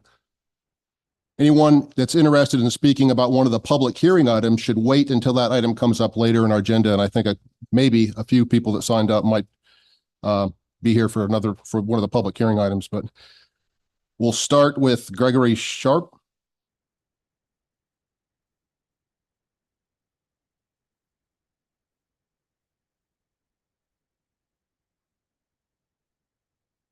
Mayor, Mayor Pro Tem, Town Manager Hawk, Commissioners, fellow residents of Matthews. My name is Greg Sharp. I live at 3129 Laurelwood Drive in Matthews. I also want to recognize Commissioner Threet. Thank you for speaking about 2 weeks ago. So a few comments just to rebut what happened. 80 and a year ago, President Lincoln stood on a great battlefield to give a few words to consecrate that place where over 3,000 men gave their last full measure of devotion. And he urged us to resolve that this nation, of the people, by the people, and for the people, shall have a new birth of freedom. That new birth of freedom, that resolve, came under attack in this very room 2 weeks ago by those who would extol defamatory and hateful speech, which is unconstitutional and should have been stopped, not just turned down, but stopped. What is defamation?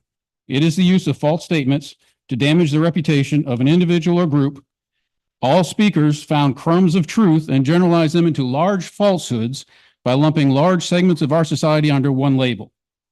There is no empirical evidence that members of the LGBTQ or Jewish community are pedophiles or more involved in sexual assaults than any other group. The speech exhibited 2 weeks ago fit not only the definition of defamatory, but also as discriminatory harassment and able to elicit violence. Several assaults and murders have been linked to these patterns of speech through the writings of the perpetrators themselves. I stand here today to defend myself, my brothers and sisters of all races, gender identities, sexual orientations, religious affiliations, and our nation from these defamatory remarks. At one point in that speech, we were given a choice to choose between two criminal enterprises. I am neither one of those, nor will I choose between the two. I say we have another choice. We have the choice of freedom. Freedom to choose our healthcare with our doctors, freedom to choose the books we and our children read, freedom to choose to live as our best selves and to identify that way, and freedom to vote for those who represent us in this republic, all without the restriction of government. I call on all of us to defend our freedoms from those who espouse hatred and division. For united we stand, and divided we shall fall. Thank you, Mr. Sharp. Next up is Bob Hamilton.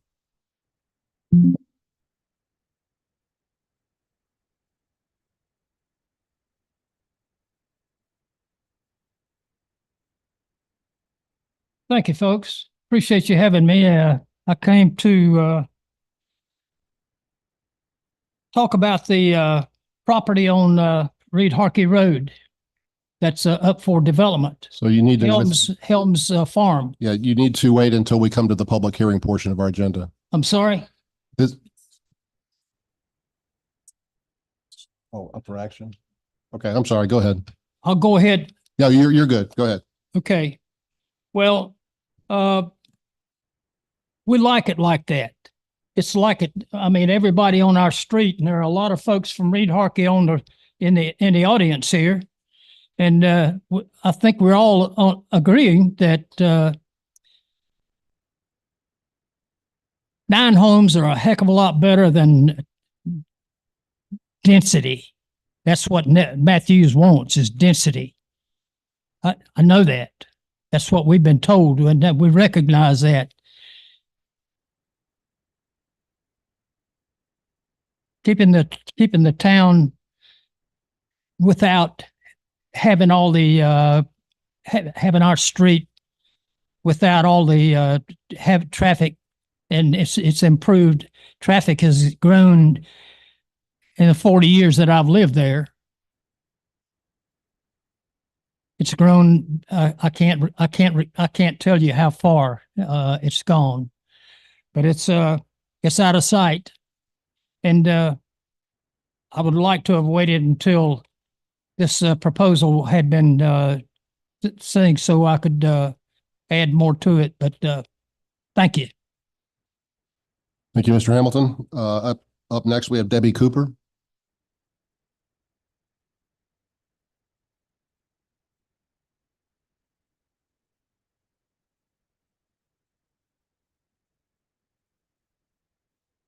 Thank you, Mayor Higdon, Board of Commissioners, and town staff.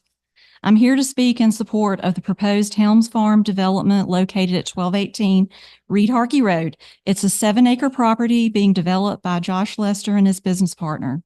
I'm speaking on behalf of me and my husband, Robert Cooper, who is a retired 30-year public works employee. Many of you know him and have worked with him.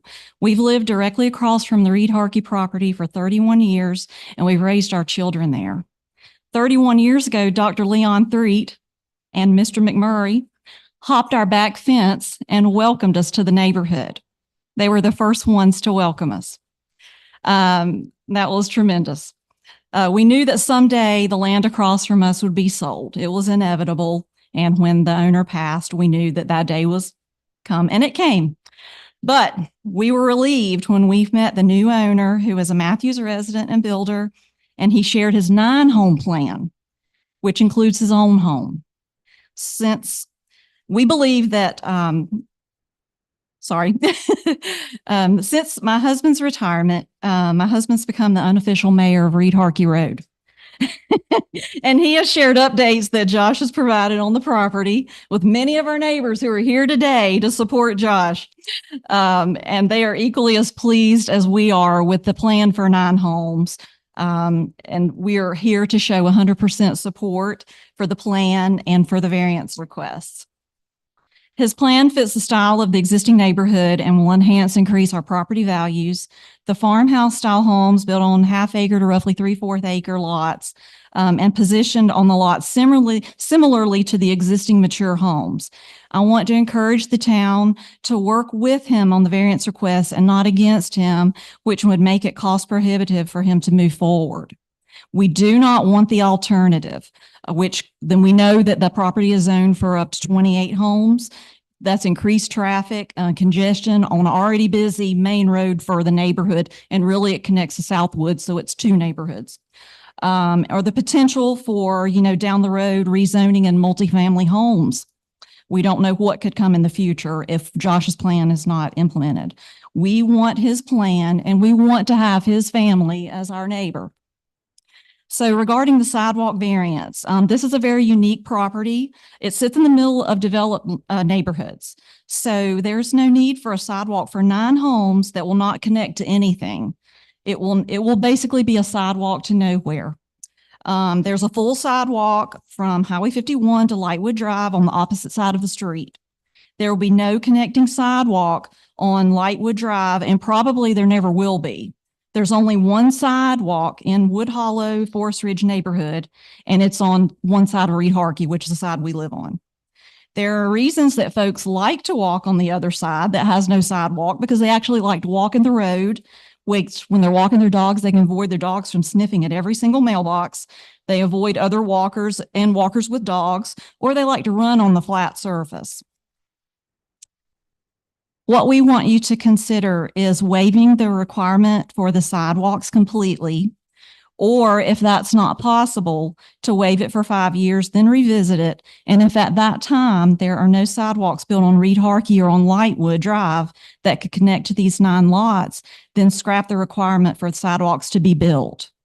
There is a precedence for this. One example is the Streamside neighborhood, which is at the end of Lightwood Drive, which is a small, very small neighborhood with 2 cul-de-sacs that connects to our neighborhood. The developer was not required to install sidewalks when the neighborhood was built. In regards to the water and the sewer on the variance, please work with Josh for the options on the water and the sewer. The majority of Wood Hollow homes have wells and septic tanks. Very few homes had water and sewer taps installed when it was provided over 20 years ago. We were one of the youngest neighbors at that time, and we actually tapped on, but most did not. Please consider the disruption for Reed Harkey Road, potentially 9 times, and work with Josh to limit the amount of water and sewer hookups impacting the road traffic. And if Mecklenburg County is okay to provide have approved septic tanks for some or all of the lots, let that be enough. In addition, allow speed hump to be installed in the 1100 block over water and sewer installation in that area. We know that the traffic is very speedy on our road, and that would greatly reduce it towards the end of the road. I want to thank Commissioner Tofano for responding to my email, to visiting us on Saturday, spending an hour at our home, listening to our concerns and providing feedback, and speaking with the neighbors whose home will be surrounded by this development and impacted the most. They're here tonight. Thank you all for your time. Perfect 5 minutes. Congratulations. Point of clarification, Jay, what is the current zoning at the lot we're talking about? Is it R15? R12. R12. Okay, thank you. All right, next up we have Ardarsh. I'm sorry, I can't read your last name.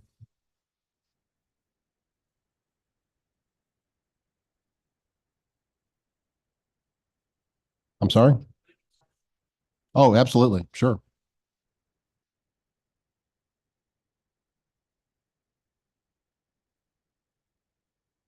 Yes. PFAS. I know what that is.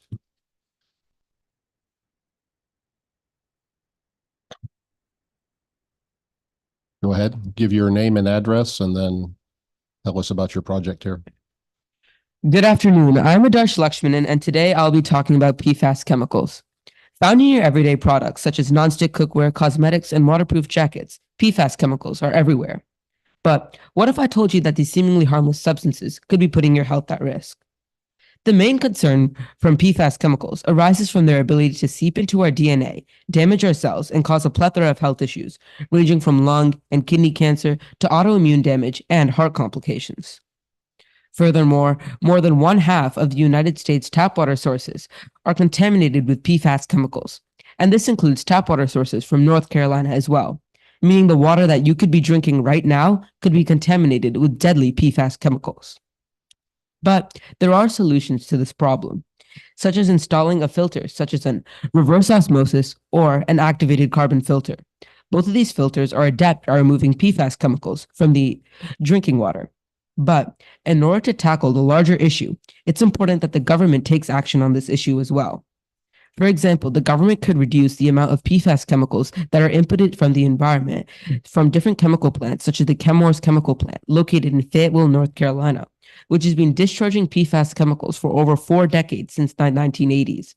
This discharge of PFAS chemicals has led to over 7,000 residential wells across 4 counties being contaminated with PFAS chemicals, and has also affected a wide amount of families and personal communities, which is why it's important that the government takes action quickly in order to address this dire issue.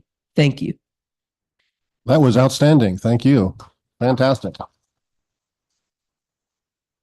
Could you maybe turn your project around so the people in the audience can see it? That looks really nice. I do know a little bit about this because I work for a company that writes codes and standards, particularly about potable water. So this is a national problem, and you did a great job explaining it. Thank you. George Young.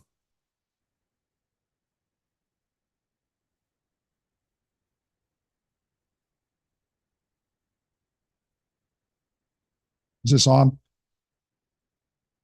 Name's George Young, 407 Pinecrest Drive, Matthews, North Carolina. I'm actually going to be talking about a zoning, but this is also going to sort of hit on it, but from a global standpoint. There's a piece of property that is coming up for the zoning. It's been owned by a family for probably 70 years. It's parcel 193-47114. What's interesting about the history of this from a tax standpoint, had a valuation of $147,400 back in 2014. The tax bill on this property was $1202.34 Mecklenburg. Matthews, $468.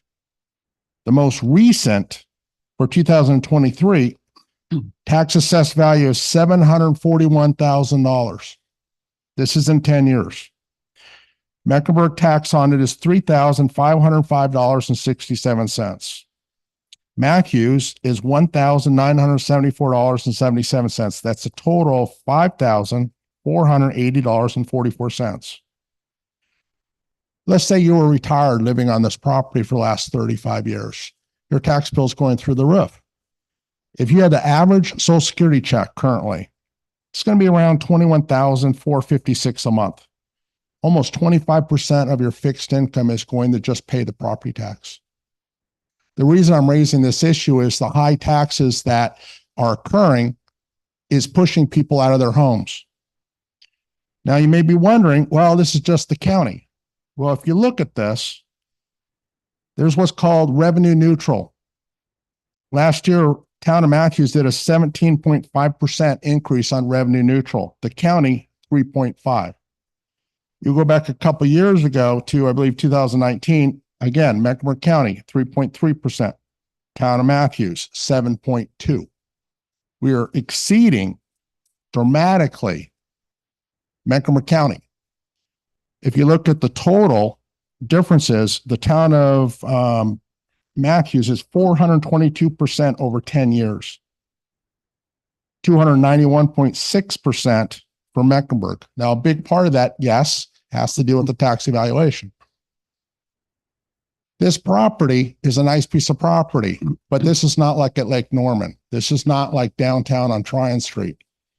This is an average person living in a house for a very long time, and they basically got priced out of it. This is happening across the town, and it's happening downtown in areas. We had a school bond that came up. There was a long list of African-American preachers that actually signed a petition not to do it. They were concerned about being priced out. The light rail that came through the town of city of Charlotte has dramatically even higher numbers than this is done to people. So it's, when it comes to issues of taxes, we need to be careful about this issue. Thank you very much for your time. Thank you, Mr. Young. Would anybody else in the audience care to make a public comment this evening? All right.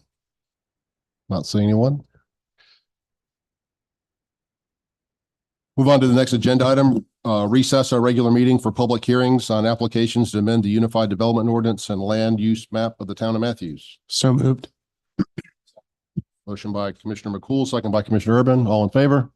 Any opposed? That passes unanimously.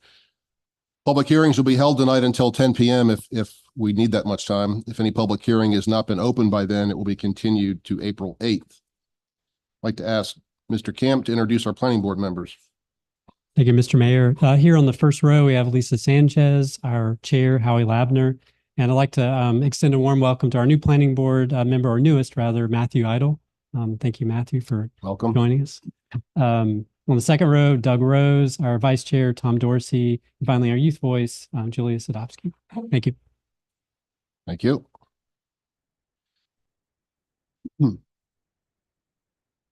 First public hearing we have this evening is zoning application 2024-792 text amendment for Matthews Social House to change that text in the Unified Development Ordinance section 155.506.26 to allow permanent food trucks in the HUC district and add concierge trucks as new use in the HUC and B1 districts. This was continued from February 12th.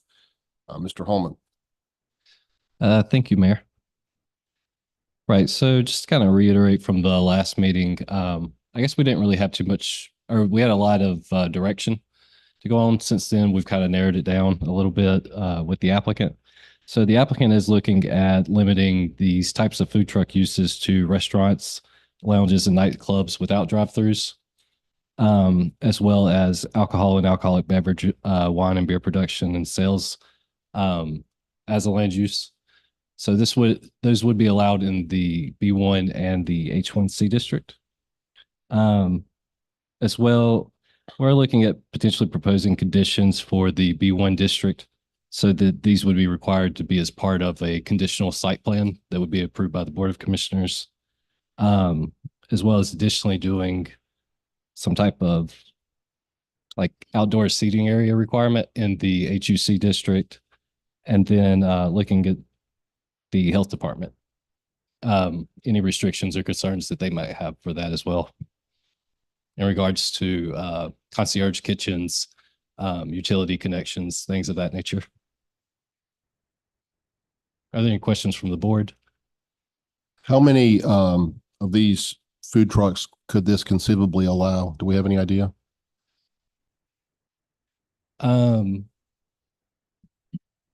So I think a concern, I think I speak for others on the board, they can certainly speak for themselves, but we don't want to see just to use one of our favorite words, a plethora of of these trucks all over town. I think we're okay with a few of them, but we'd like to limit the number, maybe as a percentage of the total number of restaurants and bars we have or something like that. Jay, do you want to address that? Happy to. So the first item that Darren touched on was related to the B1 district. There would be a prescribed condition that would state that food trucks in B1 district would only be allowed when approved as part of a conditional zoning plan. So any existing B1 or B1 CD in the town today, it would not be allowed. So new conditional zonings in the B1 district, it could be an option for a property owner. So that would always come back before us. It would always come before the Board of Commissioners. Yes, sir. Now for downtown, I just wanted to add the urban open space requirement. We're recommending a minimum of 1,000 square feet of seating area or urban open space be associated with the food truck. So I think by default, that's going to limit the number of locations where where these concierge trucks could locate in the HUC district. Commissioner Tefano. Yes, so specifically addressing the social house, the food truck that's between Temple Mocho and the social house, is that need a rezoning in order to give that approval? Or I'm a little confused about that particular application and your statement that it has to be part of a rezoning effort. So this application was filed by the operators of the social house, but they also have been working with Oak Lure Distilling, which happens to be zoned to B1. So the first proposal addresses that B1 zoning. So Oak Lure is currently going through a zoning right now. So there's a concurrent zoning process that would address their particular need for a so-called concierge truck. The social house is zoned historic urban core. A rezoning would not be required, but they would have the urban open space requirement, which, as you're aware, they do have outdoor seating areas already in place. Now, permanent to me means permanent, but is this, I heard in the last comments about this that they had to have the wheels remain on the trailer. Is that still a requirement? I would defer to the applicant. They've indicated yes. So permanent is not necessarily permanent. It can actually be pulled out at any point in time. I'm sorry? They said semi-permanent, so it would be movable. Okay, thank you. Any other questions for Darren? Commissioner Threet? Did we not discuss this from the premise of perhaps making this conditional for a period of time? That it would not, that we would observe this for a period to see if in fact it did work for Matthews? Or are we moving forward to make this a set agenda for long term? I'm not sure if we determined this would be a short-term observation on our part and see how well it worked. So if we approve this, it's a permanent until we come back and make some other. We could always change it again. Sorry, it's up to us. Yes. No, I'm sorry, Darren, did you have a response? Oh, no, that was the response. Thank you, Mayor. Commissioner Tefano.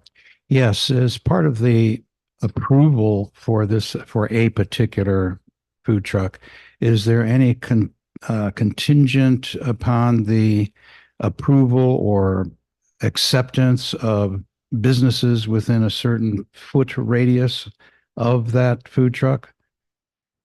Has there been any discussion on that at all? No, sir.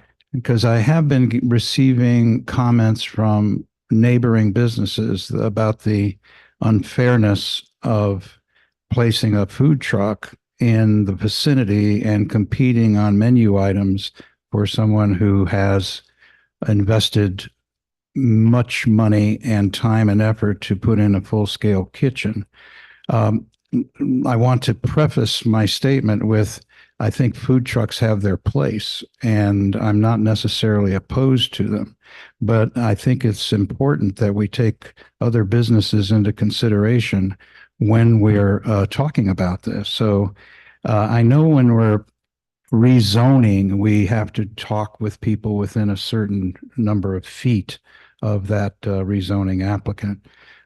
Can we apply some kind of a public hearing, the same sort of procedure, even though this is not a rezoning effort in the middle of the HUC, in order to get some kind of input from the local businesses that surround that food truck? So with the by right zoning in HUC, that would have to be something that staff investigated further as we move through planning board and then come back to the board. I know some communities have used land use separations to kind of monitor distances to existing buildings or existing businesses, but that's something that staff can look into. Okay, thank you. I'd like to make a comment. This is the public hearing, so if somebody wanted to come and speak against it, they certainly are free to do so. Commissioner McCool. Yeah, I just had a concern by what was said, though. I don't think our board should dictate what private businesses do or what menu items are, because I think that takes away from the capitalistic nature of what a business does. So I don't believe we should be dictating menu items or that sort of thing or type of business. We should be just debating whether or not we want the food truck there or not.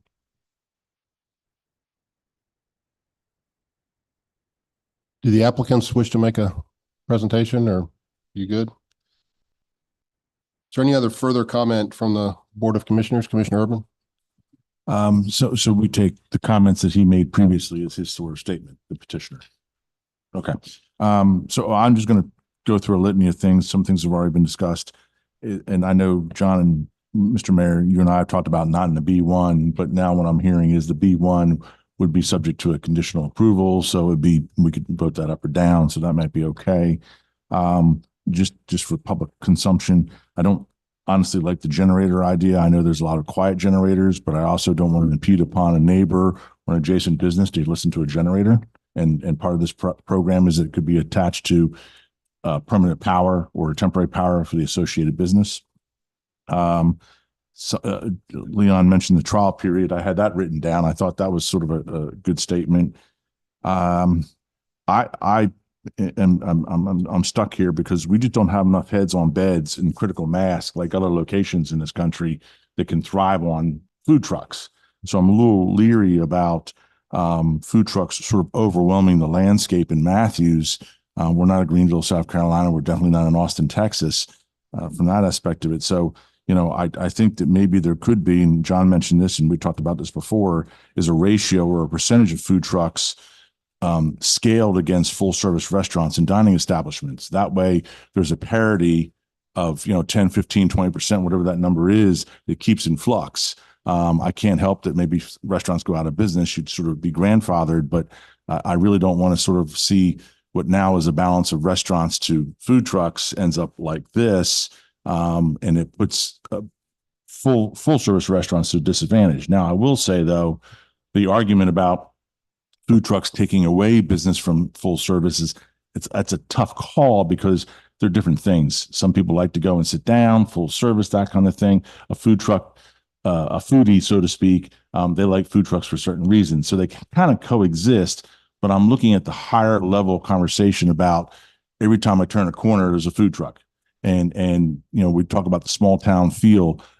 It's very trendy in Greenville, South Carolina, or again, like Austin, Texas. I'm not so sure that small town feel in Matthews today is that there are food trucks populating every little corner. So that's why I'm really sort of interested in maybe a percentage blend or something to that effect.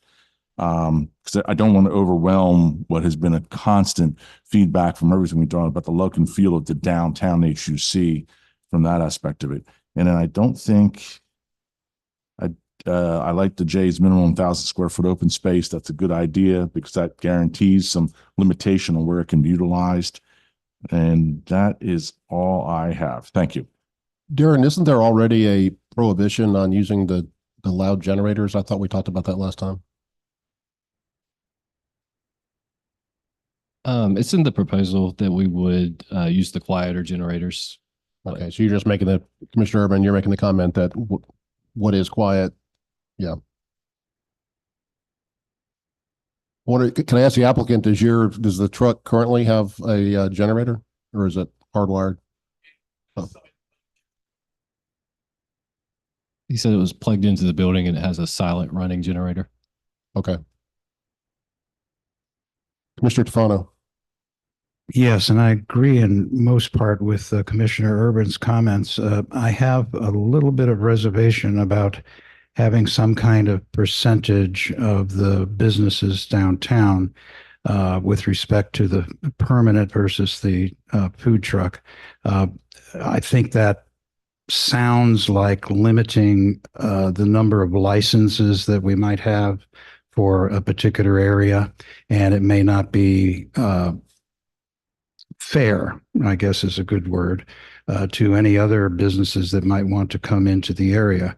Addressing Commissioner McCool's comment about it's an infringement on capitalism to talk about menu items, I think it's equally infringement on capitalism to limit based on a particular business mix.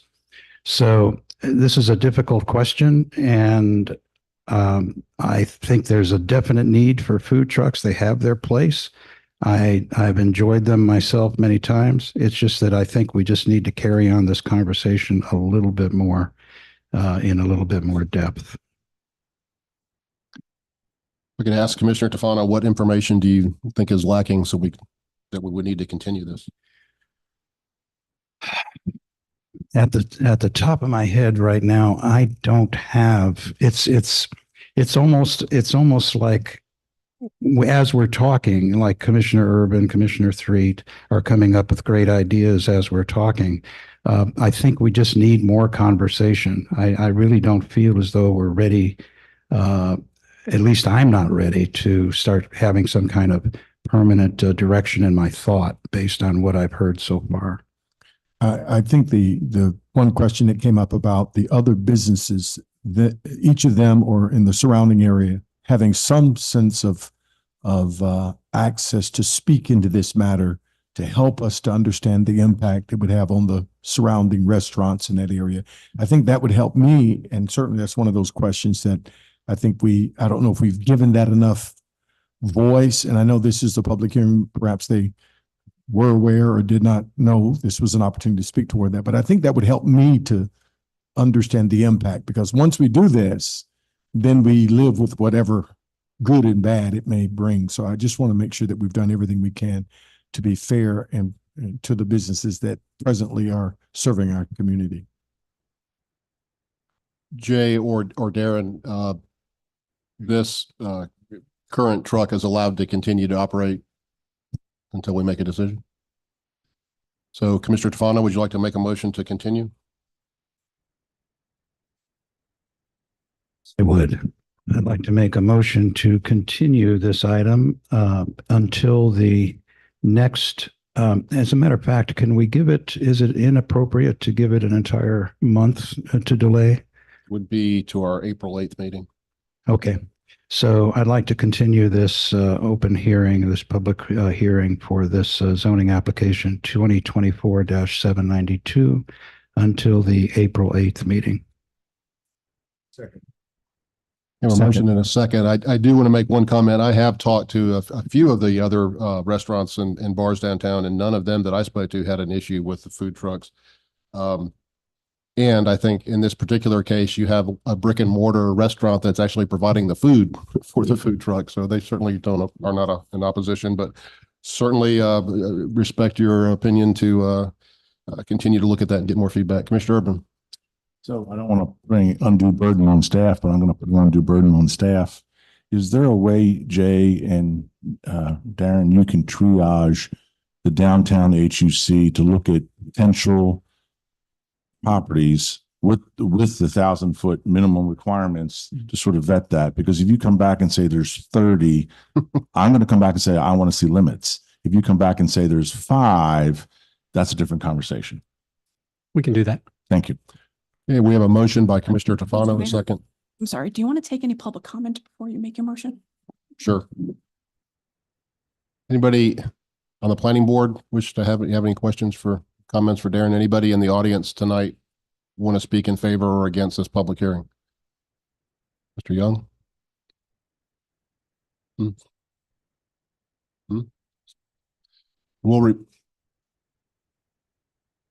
Name is George Young, 407 Vinecrest Drive, Matthews, North Carolina.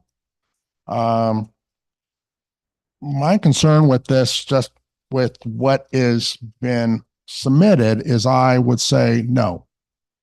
I like food trucks, don't get me wrong.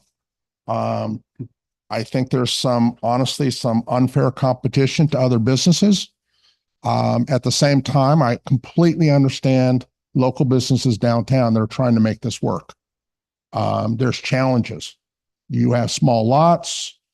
There's a lack of parking. You got very old buildings that are basically very substandard to what is particularly normal. The board is sort of put in an unfortunate position because in a typical strip mall, if you were to open up a coffee shop within your contract, they will not lease to anyone else with a coffee shop. If you decide to do a steakhouse, they will not do another steakhouse. The problem with downtown is you've got 10 feet away from you, someone else. So suddenly you could open up a coffee shop with brick and mortar, and suddenly you got, 4 other properties that decide to put a cart out front or sell wieners or sell cheeseburgers with a very low cost of entry. Some of the net effect of this is going to be things like lowering the lease rates, which would then lower the property values. These are some of the implications that you will have when you do something like this. The map that was included, which I very much appreciate that the planning department included. B1 and HUC, B1 is in a lot of other places. And according to our person with the planning department, I think you might have a little bit of a gold rush of a bunch of applications. I want a food truck. How are you going to draw a line? So we could suddenly have 40 of these all over town in multiple areas of town. Again, because we don't have, you're getting your hands dirty because the downtown is not like in a shopping center, and the shopping center handles that. You see it in residential where you have an HOA. HOA will have some rules. So when you do a text amendment, it can basically go in a lot of directions you may not know. So with what's currently been proposed, unfortunately, I'm going to say you need to say no. I do understand the idea of trying to support the local downtown business district. I absolutely hear that. I moved here 20 years ago, and at 5 o'clock, everything shut down. Everything shut down. We had multiple studies, on trying to get the downtown to work. And we had different factions that sort of wouldn't do anything. And again, everything shut down at 5 o'clock. So it's very nice to see we do have a working downtown that we did not have 20 to 25 years ago. Hopefully something better comes up, but this I think is a hard no currently. Thank you. Anybody else in the audience like to speak in favor or against this zoning application? All right, we have a motion from Commissioner Tufano and a second from Commissioner Threet to continue this to April 8th. Any further discussion? All in favor? Any opposed? So that passes 5-1 with Commissioner McCool in opposition.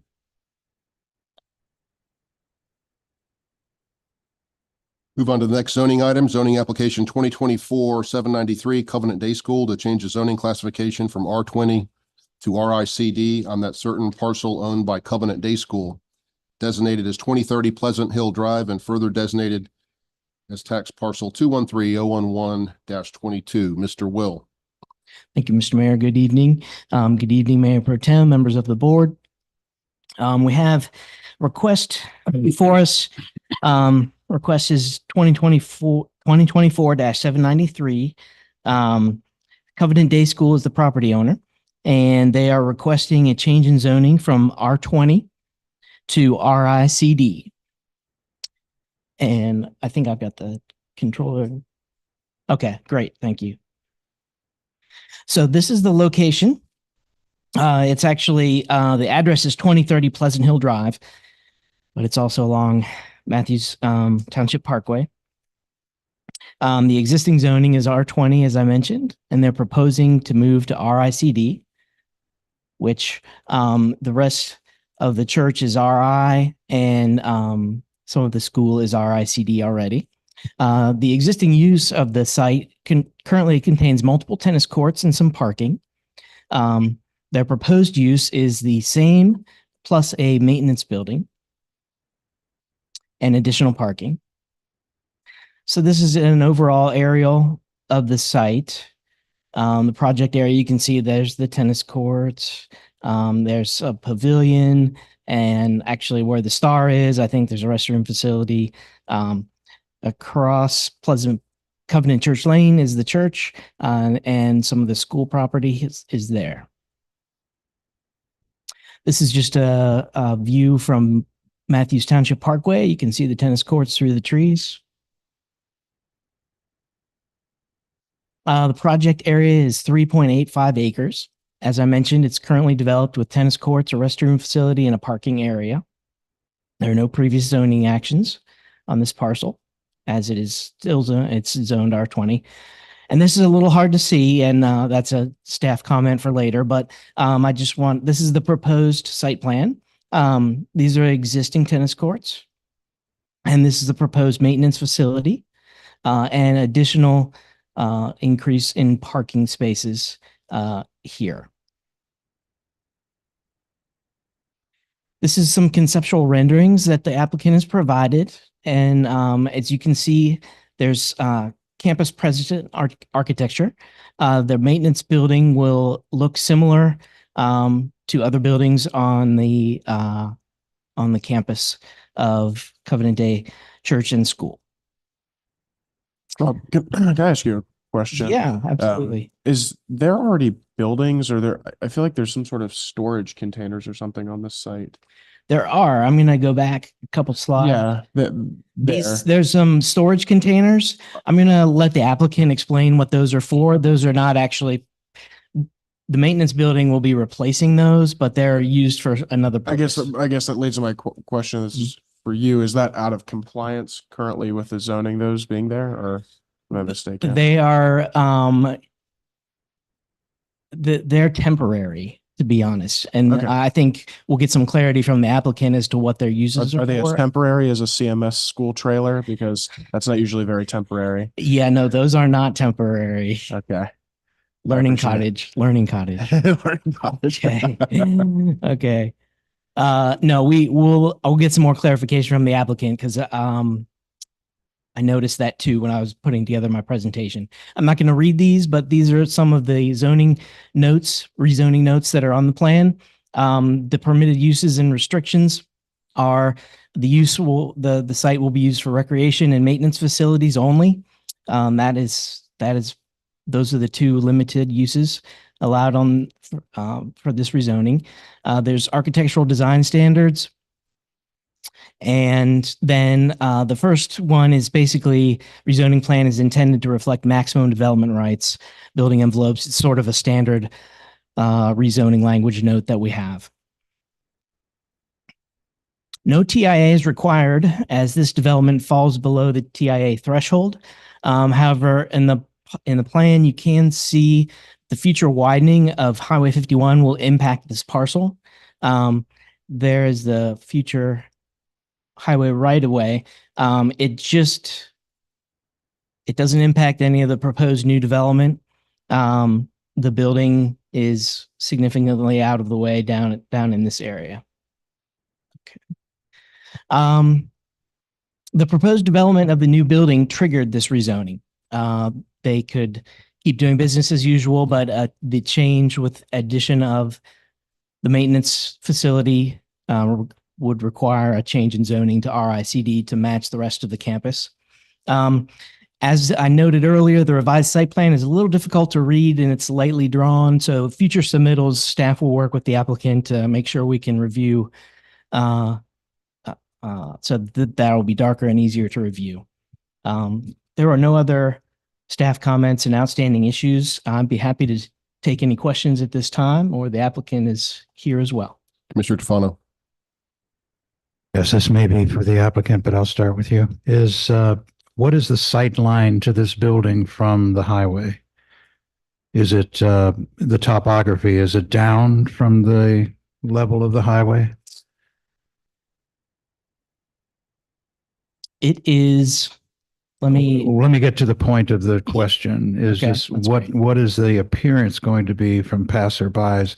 That particular road is going to be a very busily traveled road in the future, as it is already now, but even more so in the future. And what is going to be the appearance from the highway is where I'm going with this. okay. Well, right now we have a significant amount of it's tree growth in Mhm. between Highway 51 and the proposed building. That will be, if Highway 51 is widened, that will be substantially reduced. However, there still is, I'm going to go back to my aerial, and the maintenance facility will be in this area right here. So it's, I can't speak to the topography, but will be buffered by the existing landscaping until such time as Highway 51 is widened. The other question was, I was a little bit confused about showing us the campus precedent architecture in the drawing. I mean, is there an intention to make the entrance to the warehouse appear to be similar to this, or I'm a little confused by why it was presented? I think the applicant presented that to show that they are looking to have this maintenance facility sort of match the other buildings on the campus. So is there an intention by the applicant to actually make a formal entrance to this warehouse facility? Well, as we can see, there's a couple bay doors. Right. And that would be facing the parking area. Let me go back to the site plan. So there's the parking area. So basically, there's no intention at this point of making a formal entrance as is presented by the campus precedent architecture photo. Is that correct? That photo is currently the middle school, I'm pretty sure. Let me ask my question. Is there any intent to have the campus precedent architecture appear with the warehouse, or what was the purpose of presenting this photo? David, do you want to answer that? Okay. I'm going to pass it off to the applicant to Okay, answer your thank you. question, Commissioner Tufano. Thank you. Good evening.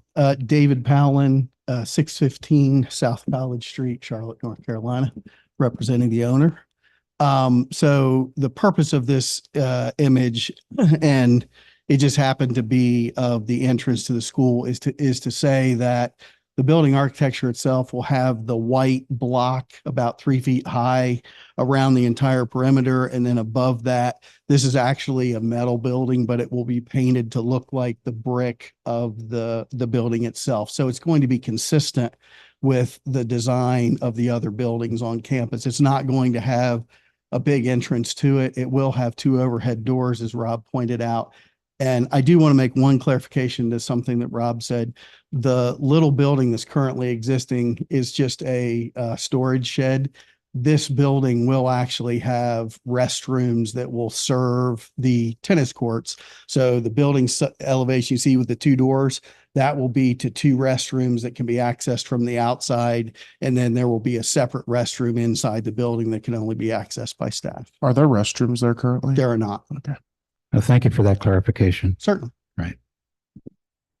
Can I go ahead and address some of the other questions that Sure. were raised? Go ahead. So the trailers that are there now are part of a church and school community development project. They're actually being transitioned into living units that are being delivered to an Indian reservation in South Dakota. So it's an ongoing project that once the students convert it to a living unit, one will be hauled out, and then they would haul another one in for them to be converting those trailers. So they truly are temporary and they're not being used for storage. The sight line to the building, yes, that building sits up a little bit higher in grade than Highway 51.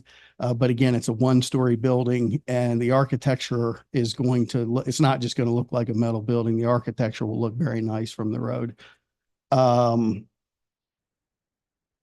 Yeah, I think that was the issues. Mr. Herman? So this may be more for Rob, but let's start with the technical issue here.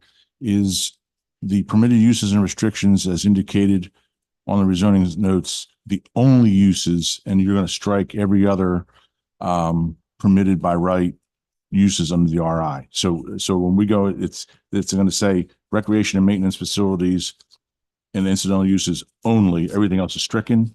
Yes, sir. Okay, so we're not going to have a medical, dental, optical office, a laboratory, any number of these other things. So Yes, sir. that's it. Yes, sir. Okay, Those are perfect. those are the two uses. That's about as pared down as you can get. I appreciate you for that one. I'm not so sure you can convince me that it's very pleasing architecture. It's a warehouse building. We've been there, done that. I'm not so sure in this red clay environment, you put white at the bottom of the building because it's going to look orange before it's done construction, but it's your building. You do what you want from that aspect of it. The only thing I would suggest is, I think someone mentioned buffering and whatever. I'd have to sort of see it. I'm not sure it's going to buffer real well, but you noted painted metal panels. And unless you're going to put notes in this condition that you're going to maintain those painted metal panels, that's not a good thing. I would suggest that you just use the pre-finished baked on enamel or what have you from the pre-engineered metal building manufacturers. They have 100 different colors. You pick a color it matches. It's pre-finished. You're done.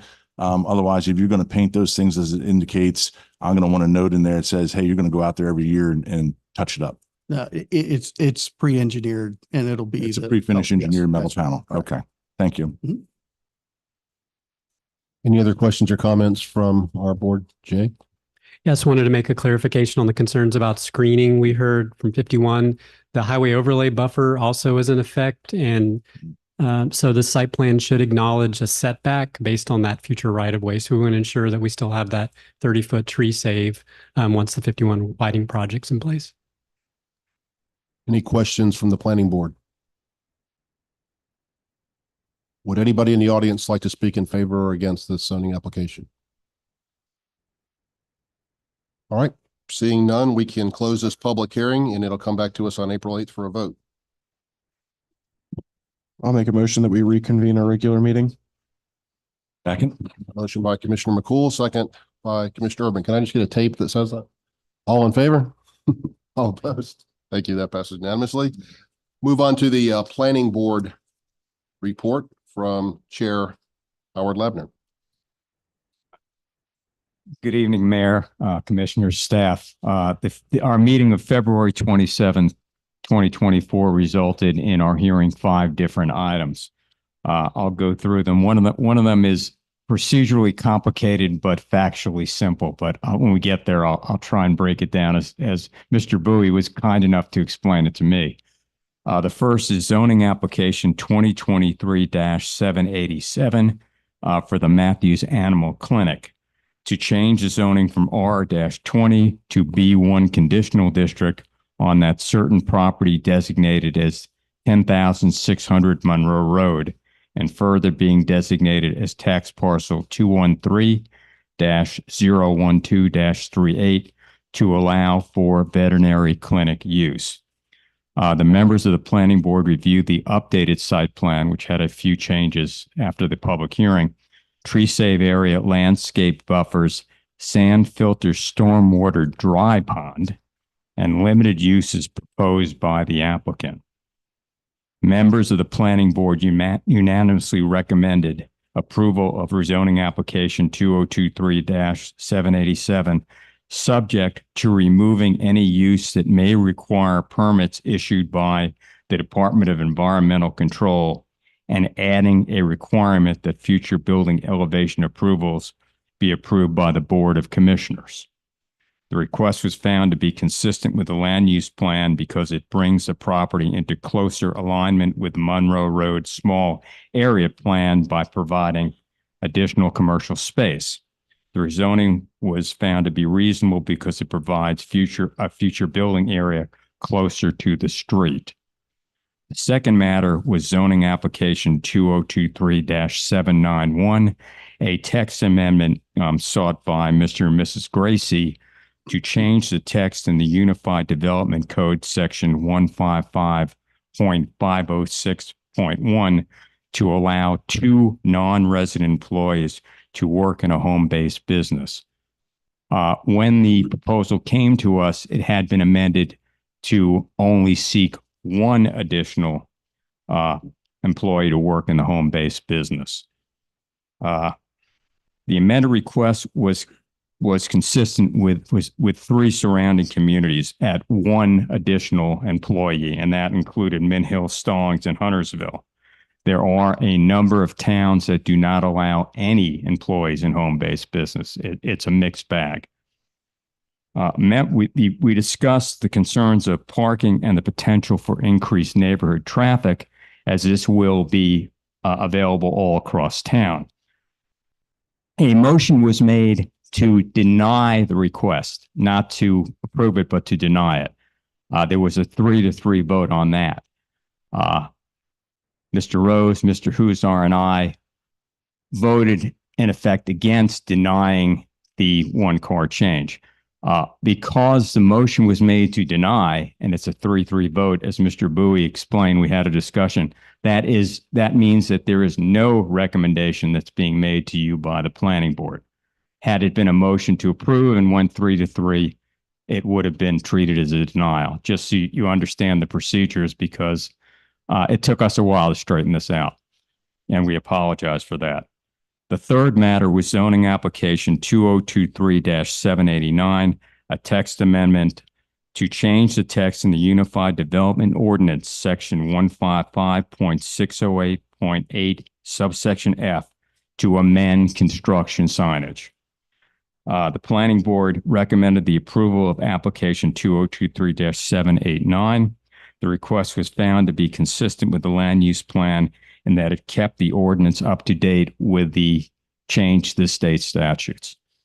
The text amendment was reasonable in that it kept the ordinance up to date with those statutes.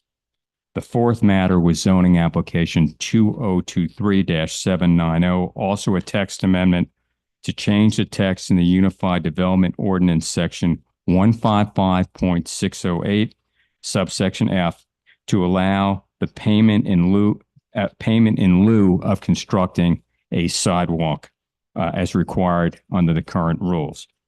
It was discussed that the amended text would require sidewalks unless the developer meets one of the 5 existing exceptions that are already in place. However,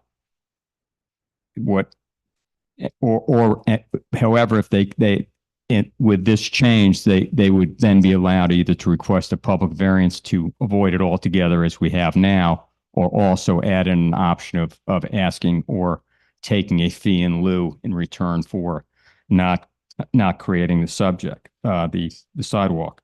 The fee in lieu would be included in the town's fee schedule that was approved yearly as part of your budget process.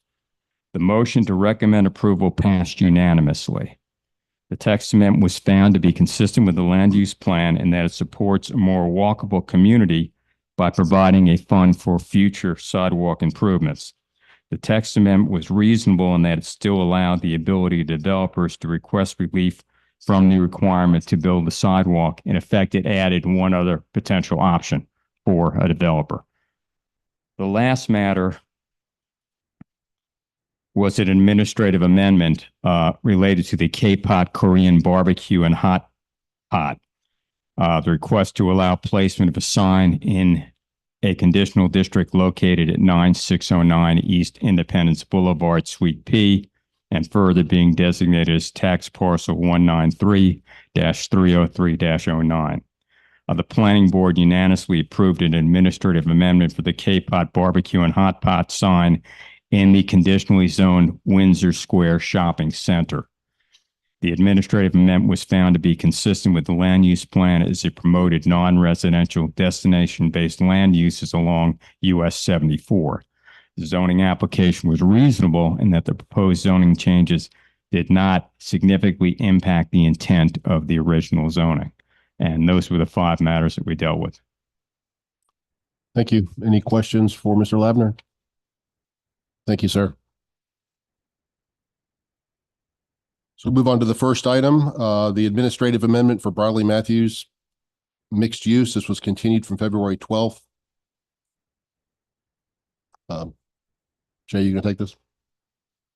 Just going to do a quick handoff. We don't have any updates for you this evening, as the applicant's not provided any updates.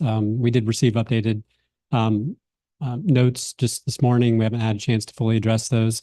At the board's request, we've invited Silverline project manager Andy Mock to have a conversation with you about the Silverline as it traverses through this part of Matthews. And Andy's here to answer any questions that I'm sure you've got a long list, right? No, I'm not making this. Hey, Jay. Good evening. Welcome back, Mr. Mock. Thank you, Mayor. I'll say a couple things about my history with this particular site, and then we can open up to any questions you might have. I'll say that this is a very complicated area, as y'all know, through this entitlement process. When I started as the Silverline project manager in 2020, we were determined to try to solve this with regarding the town's expectations, the developer and NCDOT, and now and us in the mix as well. We continue to strive for that. I don't know that we're 100% there yet, but I feel like we have continued to act in good faith on the site.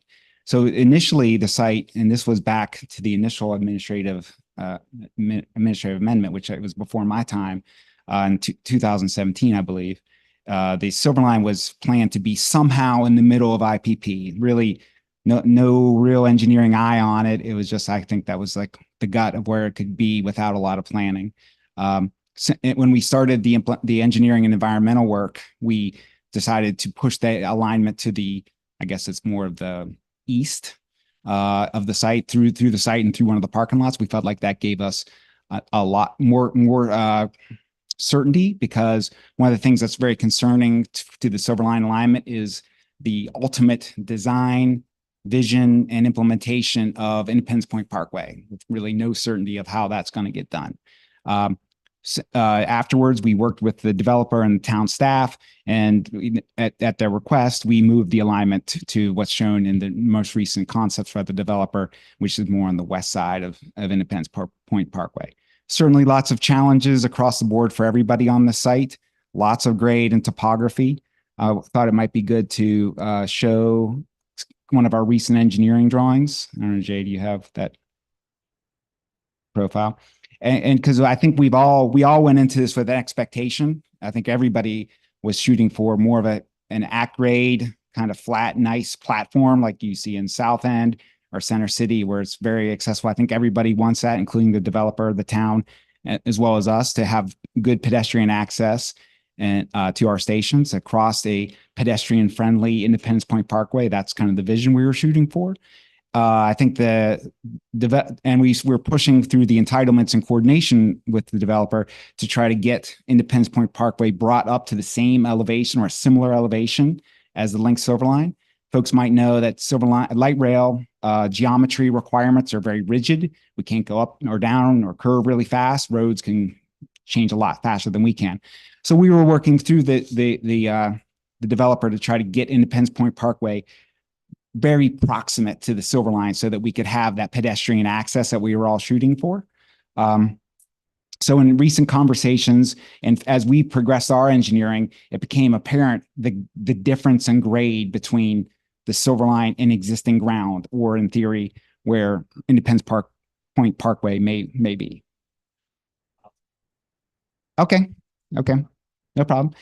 So we can put that'll illustrate kind of the concern as we start to kind of understand how Silverline and the new alignment relates to the existing ground, and in theory, where Independence Point Parkway might be. It raises concerns about how pedestrians will access the station, and also how future cross access from future Independence Point Parkway across the Silverline, either for private streets or public streets, will actually occur. We've had some recent conversation with the developer as of Thursday, and are getting the feel that the vision is not that of kind of Independence Point Parkway being at the same elevation of the Silverline, but being lower and at a lower elevation. And then there's an issue with how you actually get that cross access. So those are the sort of technical challenges that we're working through. And we just want to be sure that there's a common expectation of what this area is going to look like at the time of the Silver Line if Independence Point Parkway is not raised to an elevation similar to that of the Silver Line. So are you and the developer in agreement or at odds? Where does it stand right now? Well, I mean, I think we don't agree on the vision, right? We all went into this with an expectation of Independence Point Parkway being a similar elevation of the Silver Line. So I say we don't agree with that vision at this point. But I understand the commercial challenges and the technical challenges that Prophet Dixon has in achieving that vision. That's where we started when we moved the alignment from where it was to where it is to try to achieve this vision of a flat Independence Point Parkway next to the Link Silver Line. Oh, there we go. And I'm sorry for this schematic. This is very engineering. So apologies for the non-engineers such as myself. There we go. Green. All right, great, thank you. So what you see here, and I'll try to stay out of the weeds as best I can. You see here is the plan view or the bird's eye view of what, if you're looking down on the station. This is Independence Point Parkway in kind of a plan view. This is a future street, a public street that would be built by the developer. And our intention was that we would be coming through flat and crossing this future street at grade. That was the vision we were trying to achieve. And Independence Point Parkway would be similarly flat. What you see here up above is the profile of the light rail. This nice flat line here is where the station is between this point and this point. Light rail platforms need to be very flat to install for our geometry requirements. What you see below is the existing ground. So you see the existing ground falling off dramatically. At this point right here, this is where the public street would be if you were to kind of project this straight up like this. And this is about 18 feet of elevation difference. And here you see at this point, if you projected this right down here, this would be the southern end of the platform. And then this would be the northern end. So if you could imagine, and we don't know the details for how Independence Point Parkway will be built or designed, that's up to whoever owns Independence Point Parkway, whether it's the developer, the state, or the town. But what you see here is what could lay out is basically an elevated station, at least on one side. You could have reasonable pedestrian ADA access on the northern side. But there's a challenge here with this future public street. And we, certainly we don't think this is a desirable condition to have this basically half elevated station. So not what we're shooting for, but doable. But here, there's an issue here with this public street because the light rail structure itself is relatively thick. So if you got to look at any of the blue line, some of our structures are 8 to 10 feet deep. So whether the road can actually fit underneath the structure is something that I think the developer needs to study more to determine whether they can make it underneath our structure without lowering the road even more. So I think, as you're aware, I serve on the Metropolitan Transit Commission, but I certainly don't have a silver ball. Maybe you have more information than me. And I think the heartburn that all of us feel here is, what do you have any kind of time horizon when you think the Silver Line may actually be built? Because there's a little bit of pessimism now that it may be a long time from now. Yeah, I do not have a crystal ball on that myself. I didn't think you did. But... Mine's in the shop. But I don't have any. I know that is as much of a political question as more of a political question than an engineering question. I mean, I know that there is ongoing conversations with city and CATS leadership with state delegates to figure out the right approach. You may be more aware of this than I am. So I don't have a vision for when that would be. I think we are trying to put ourselves in a position to stand ready to proceed with implementation as soon as that legislative approval is done. So we're trying to get the things that we can control, which is the engineering, the environmental, the planning, the concurrence from the stakeholders to get buy-in to the concept. So whatever time that occurs, we're prepared to move forward with an implementation posture. Yeah, again, it's just I understand the desire to make it, perfect for the Silver Line. But I think we all recognize that have served on this board for a while, this would be immensely expensive to do all the cutting and filling required. And so my concern is, are we doing this for a project that's not going to come around for 50 years or something like that, when the useful life of whatever's built here is probably going to be torn down again anyway? So that's a concern I have. Commissioner Tufano? Yes. Well, let me just rephrase this. On the other side of the new street, I know there's a desire to take IPP and run it all the way out to the Hendricks property. Okay, so we have on the right side of this new street, we've got this tremendously lowered elevation. Correct. And we've got to carry that now.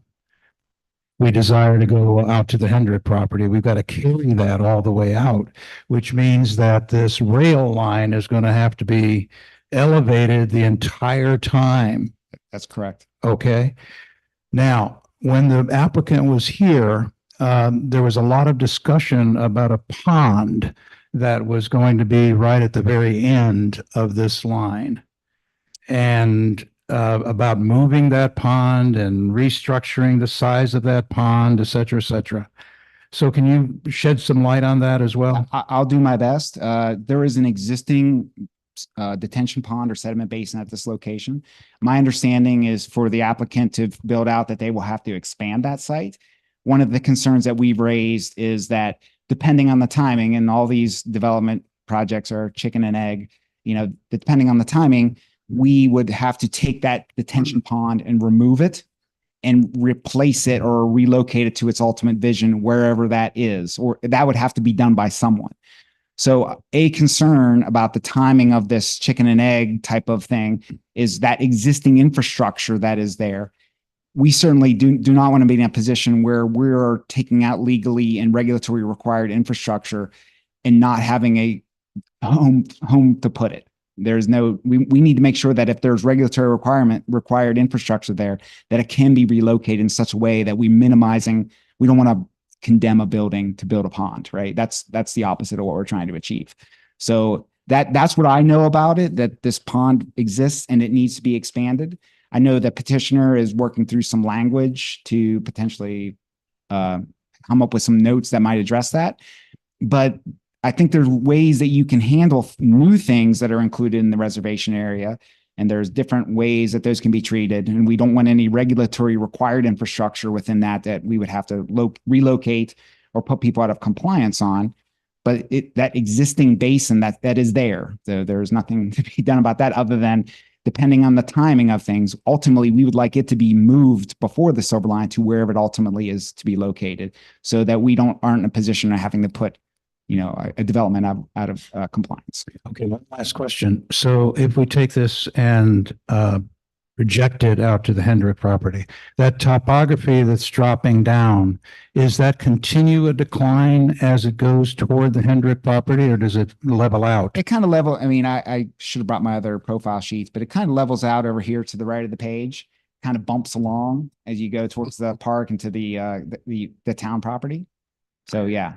So there's a tremendous challenge. If you want to have, let me get this in my head, is what all these comments that are being made is, we want to have the rail level with the road throughout its existence. Whenever they're together, they need to be the same level. I don't know that it has to be that way. I mean, I think the thing that's most important, I think, in my opinion, is the station. Is the station. Yes, because I think the energy that's created by the light rail is not the guideway or the tracks or whatever. It's the station and the access to the station. So, but the tricky part about that is the public streets. So there's the public streets that have to be at the same elevation as the rail if they're going to maintain to be. I understand. And the station are the most important thing to have at this, in my opinion. I don't say this cross street that's going north. Well, I'm going to just say north and south there, for lack of a better term. It's at the low elevation. Correct. We believe that's what the developer will propose, but that is theirs to decide. I understand. I grasp the entire issue, and it's massive. Yeah, thank you. So what is your ask of the developer? How long of a pathway does the developer need to modify to, is it just to the station, or how much beyond the station? Well, what we have on through our previous zoning, and I think our comments are still somewhat consistent. We had a number of elevation points where we requested that they meet, and it's basically around the station and the public streets. So what is that length? Do you know? I do not know right off the top of my head. The station is 300 feet. But does this map encompass the area that you're most concerned about? Yes. And then it could be elevated beyond that? Yes, I believe so. But there's another public street down to the right that has to be reconciled in some way. And if it's going to cross the Silver Line, it has to be at our elevation, above it or below it. Okay, thank you. If I can ask another question out of engineering ignorance. So does the station have to be in that spot, or can it be on the other side of this public road? It kind of has to be where it is because of the constrained geometry. We have a number of requirements as far as vertical curves without raising everything up higher. Well, this is the reason I asked all those questions prior to this, is that if it levels out toward the Hendrick property, why not move the station out to a spot where it could be dropped to the grade for the road, and then instead of trying to match it on this side, it would be a lot easier to match it on the other side. We have to ramp up to get over 485. Gotcha. So there's a big bridge on the other side. And so as soon as we get out of this curve, this area section, we have to start vertical curve. Gotcha. To get So how close is 485 to this proposed station right here? maybe, I don't know, 800 or 900 feet. Oh my gosh. Okay, understood. Yeah. So the plot thickens. It gets even worse. I mean, it's frankly fitting these stations into alignment that is curvy, right? The Silver Line is curvy because of all the constraints. We're not following a freight railroad on a lot of this section. We're not just widening out, an existing flat street. We're making new right of way and within a very curvy constrained area. And that makes it hard to get a station in. So I would be concerned that if we started sliding this around, we would either have to really raise everything up higher, which is more costs, more impacts, or we would lose the station. Mr. Urban. I'm glad somebody else has a grasp on this because I don't. The station needs to be in its approximate location based on y'all's combination of developer and cats getting together and singing Kumbaya, the best for the public, best for pedestrian, best for access, best for the development. I get that. And maybe the petitioner can talk to us a little bit. My understanding is, though, that they would like to maneuver a little bit. They'd like to move the ball forward a little bit.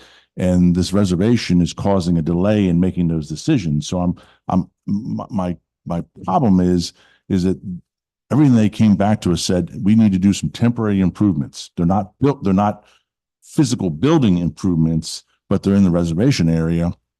And my concern is, if we say, no, you need to stay out of this, you don't want to do anything temporary, that it's 20 years from now or 25 years from now, and the developer is just gone. I mean, there's just nothing he wants to do. So my point is, and I think the question is, and I think the town manager raised it, is where's that fine line where they make these temporary improvements, you come along and say, okay, you're going to move these improvements, whose dime's it on? Yeah. Okay, you're making these improvements and we had to acquire right away. Are you going to ding me for X amount of money, et cetera, et cetera? Now, if it's 20 years from now, I'm willing to take that, let the developer proceed. But if it's a year from now, it's a different conversation. So I think that's what I'm hearing from the developer is, hey, we need to get some things in place temporarily so we can move the ball forward in other areas in the development. And I can understand that. And I see the opposite hand. You're saying, well, we may end up tearing that back out again, or it may cost us more money to do. But if the political speech is telling me this is a 20+ year conversation, I don't know that I want to hold up the developer for 20 years because we think the rail line might be there. And yes, it might cost more money, but it just sitting there is not doing us any good either. So there's a couple different approaches. I don't know, Becky, if you wanted to address this. I was just going to suggest, Mr. Mock, thank you, that we talked a bit about the interim use agreements. I think this might be a good opportunity to talk about that existence that CATS has to enter into agreements with developers for exactly the kind of scenario that you're talking about, and how that can kind of hold CATS harmless and potentially allow the developer to move forward. So as you, thank you, Manager. As you can imagine, we have, this isn't the first time we've come across this in our 30 miles of planning for the Silver Line. And there's a couple different ways we've handled it in the past. One way that I shared with the manager is an interim use agreement, which really just clarifies what will be in the reservation area and who will be responsible for relocating it. And it's a legal agreement. It would be a part of the rezoning. So we did that at a development over on Wilkinson Boulevard, where we basically tried to foresee all the stuff that they felt like they needed to be in there: temporary parking, light poles, and landscaping and other stuff. And then we just kind of clearly lay out these things are allowed to be in the reservation area. And we will either relocate them at our cost, or you will relocate them at your cost. And it's a kind of a negotiation. And it kind of depends on what thing it is. Now, I think those are easier to negotiate. The temporary things that aren't tied to some regulatory legal requirement. When you start talking about like a perpendicular, like a parallel AT&T line that serves the whole site, that's a problem. Or a required it's required a storm drainage facility, a big pipe, a big water line that would have to go away and be relocated. We don't want to be in a position for that. But I think temporary things we can work through. And we talked with the petitioner. They have some ideas, maybe to add maybe some ideas in a note and on the plans. I mean, I think that's something we could talk to the J and the manager about, if that's something that would be acceptable. So I think there's some opportunities to have some conversations about how to deal with interim uses. So that's what we hadn't heard last time. I just heard from the petitioner, just like I said, poles and miscellaneous temporary structures and stuff like that. So can I get from the petitioner, like, it's a thumbs up? That's something we can agree upon and start working towards, or is this a non-starter? Stay 6 feet apart, put the boxing gloves down. Good evening, Mayor Pro Tem, Commissioners, staff. Thank you all for having us. Ashley Peterson. I'm a partner with Prophet Dixon Partners, working on everything in the E&T district. So, John, to answer your question, I appreciate what Andy just presented, and regarding an interim use agreement. I think that that's something that we would be willing to discuss for Midfield Station.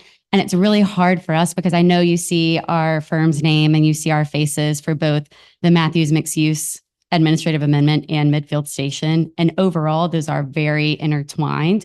But for the Matthews Mixed Use Administrative Amendment specifically, Andy alluded to what we had discussed earlier, which was kind of adjusting the current development notes as they stand. So adding some sort of language that would essentially say anything that goes in the Silver Line reserve right-of-way would be considered interim by its use, the fact that it falls within that space. So an additional agreement isn't something that we would be willing to do outside of that for that specific piece, but we are willing to make a note that says, if we put a sport court or the light poles, or we expand the current pond that's already within that space, we would be willing to consider that interim. Have you started these conversations in a full-fledged manner, or has this just been high-level conversation at this stage between you and Andy? So we did meet on Thursday. Wyatt, Andy, myself, and then Richard Petersheim, who is our land design representative. So we did discuss that in high level nature. John drafted part of a note. Andy hasn't had a chance to fully review that yet, and I don't think staff has had a chance to fully review that either, but we've discussed that in nature. So I'm going to assume that we have hope here that we're going to come to a conclusion. So the conversation tonight is continuing to April 8th. This sounds like, if you're getting down to the table and talking, is April 8th going to be too soon in this deliberation? Because I'd like you to come back. I'd like it to be codified, and I'd like to be done with it. Yeah. I'm 27 now. Yeah, Maybe no, Amen. Yeah. amen. Okay. Yeah. We're all on the same page there. So completely agree. I think what gets really tricky and difficult and in these larger conversations from an engineering perspective is that we're talking about different parts of the site. So when you're talking about the Matthews mixed use, that's to the left side. So you do have some grade differentiation there. You pick up the top part of the station and then Midfield Station, that zoning line picks up about 2/3 of the way into the station. So where we're talking about a ton of differentiation with grades and that new east-west road and how that would potentially bifurcate with a tunnel under, that's all the conversation of Midfield Station. So for the Matthews mixed use, it feels like everything from our perspective has been kind of set for a while. You know, we've established where the right-of-ways are going to be, the cross sections. And we feel like we've done what we can to try and get it to a place that feels presentable.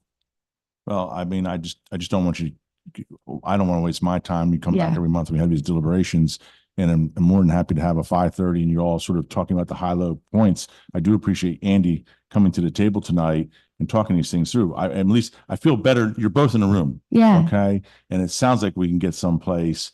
But I just don't want you coming back on April 8th and we're still debating it. It's kind of getting a little frustrating on our part. I'd like you to sort of sort it out before you come back. So I'm just asking, is April 8th a reasonable expectation, or, you know, and Andy, you chime into this thing based on where you're at. I want honesty on this table here. I don't want the political speech. I don't want the developer speech, the whole 9 yards. I know you have something you got to do. I see a super grade change here. I know how much dirt costs to import. So I'm sitting here, build the bridge kind of thing, but Andy's going here. I know how much the bridge costs, blah, blah, blah. So. Yeah, from my perspective, our Matthews mixed use amendment has been done for a while from our perspective. And, you know, we're continuing to try and work through things. And I know I'll let Andy speak as well, but he's looking at this big, long stretch and he's trying to understand from a holistic perspective, but we're looking at it as two different projects. You know, I'm looking at it if I was just developing the top piece and you had another big developer who is developing the bottom, you would be having two different conversations. It's just because we're a single developer. You're just going to have to stretch your thinking process. Exactly. Exactly. And so the top part is becoming a little bit contingent on the bottom part, which I understand, but it's delaying us being able to move forward on the bottom because we don't have certainty on the top at this point. I mean, I guess what I need from both parties, if possible, is the pros and cons of how this is developing, because I need to honestly know that if Wyatt's sitting here saying, you know, if I can't get something moving here, I can't do X, Y, or Z. Right. And if Andy comes back and says, that's fine, but we can't do A, B, and C. Yeah. And because if we're going to be sitting here 20 or 25 years waiting for this project, I'm more inclined to figure out how to get you guys moving the ball rolling, because that's double the lifetime of what we've been doing planning this development. Right. Right. And we're trying, that's our goal is, I know we all want commercial to come and we're trying to free up those upper quadrants because right now you have an LPA path that used to bifurcate that out parcel up top. And we're trying to shift that back over to the left so that we can actively market that. And, you know, we're all on the same page. We want to move forward. We want to bring viable commercial to the ENT district. So I'll let Andy speak. Just a question. I don't think we ever got an answer, or at least I don't feel we got an answer to Commissioner Urban's question as if April 8th was adequate. I feel like we could have voted on it tonight, honestly. So yes, from my perspective, April 8th is adequate. I just want to add one thing. And I think, in my opinion, that the biggest, from the Silverline perspective, is having a common understanding of Independence Point Parkway and the grade and what that means. What that means mostly, probably, I guess, to the midfield from, you know, these two sites. But it has real direct, tangible impacts to Silverline and cost and design. You know, and what is that? Is that public road going under us? You know, how does that all work? I feel like that is something that, and maybe, I don't know if this is a town thing or maybe this is a petitioner thing, but there needs to be some engineering investment in this area to really get certainty of Independence Point Parkway where it is, because we just learned about this potential grade separation on Thursday, and could be a massive impact to the Silverline that we just don't understand at this point. Commissioner Threed. You know, I'm still personally challenged about the delay we're causing to your project and to the Brawley, whatever you want to call it, Midfield Station project. And I don't know what else we need to do just to free up, because Silver Line may or may not occur, but to wait and keep delaying on something that we have no definitive direction. And so I'm leaning towards you. What do we need to do to free this piece up? Because I felt like even the last time you were here, I felt like we didn't do justice to make sure that if you're talking about a pond, moving it 12 feet or something, I just think we can move forward with that. What do we need? What do you need from us to move forward? Because I don't think Silver Line could or could not, but you're talking about building immediately. True. Yes, the goal, we want to move forward with Right. any sort of remaining entitlements that we have within that upper area. And most of our remaining entitlements are commercial. So our goal is to be able to establish everything within that amendment, have that approved by you all and your board, and be able to move forward while we are still working through things with Midfield Station to the south. Completely understand that they are connected and very intertwined, but for us, it would be beneficial for that to move forward so that we can start focusing on Midfield. Yeah, the other side of the coin is if we don't make some of these improvements and this portion of Silver Line becomes so very expensive to build. I've been around long enough. I know what's going to happen. This is called value engineering. We're the end of the line, and this whole piece gets cut, and we don't have the Silver Line in this area. So it's a really difficult conundrum that we're in. Commissioner Urban. Yeah, because I guess my question is it sort of buyer beware? You want to make these temporary pieces in the reservation zone, so to speak.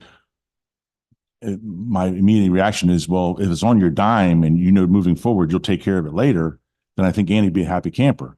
I think the reverse is that you're probably like, well, no, that's their problem.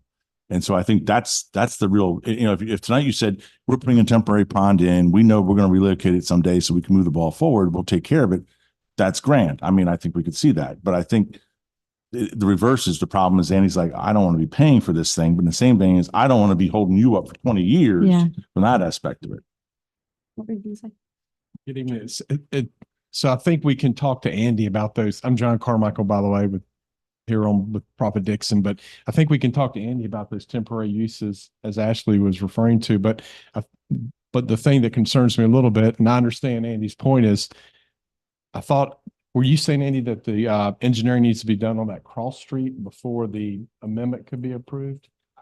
I'm just trying to understand. That's all. Yeah, I wouldn't say, ideally. Yeah, right. Right. We would love to have certainty of the cross street Independence Point Parkway, because certainty is what keeps both developers and big projects moving in good directions. And so this is a big risk right now, this whole uncertainty of this area. So from an engineering perspective, we would love it if they would advance that. Now, that has a different path than the entitlement process that we're here deliberating tonight. And cost to do that. Right. It's huge. Commissioner Tufano. Yeah, I was just going to ask. Whoops, I'm sorry. How long would it take to do this engineering if we had to do that, if that was the common consensus? It'd take a really long time, and it would have a really extensive cost associated with it. Okay, so you're ready for a vote tonight.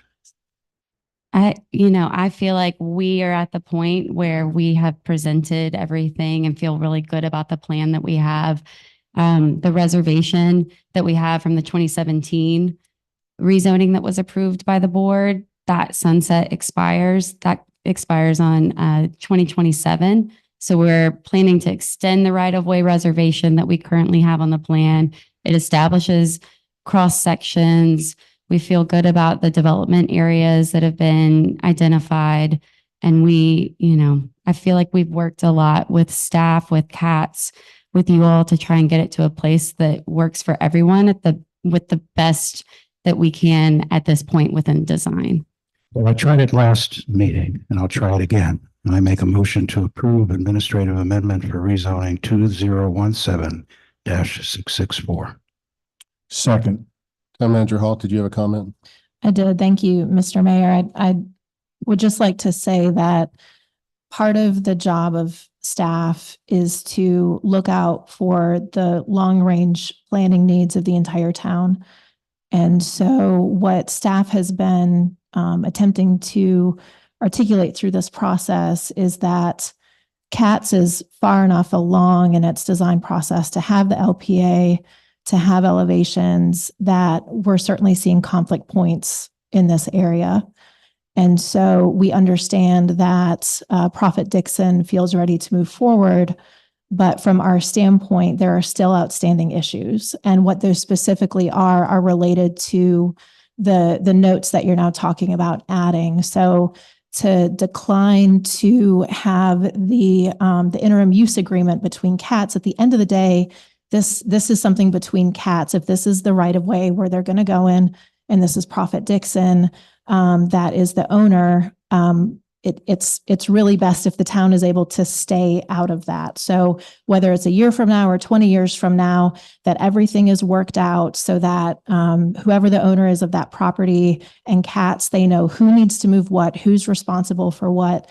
And so if Prophet Dixon is saying that they aren't interested in that interim use agreement, and then they're looking to rely on notes as part of this amendment, then it's bringing the town back into that conversation, and those notes haven't been worked out.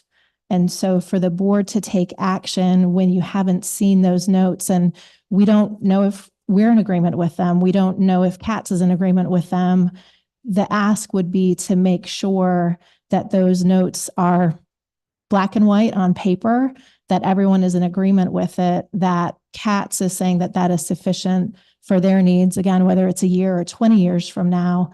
And I know that Prophet Dixon is, you want an answer. I totally get it.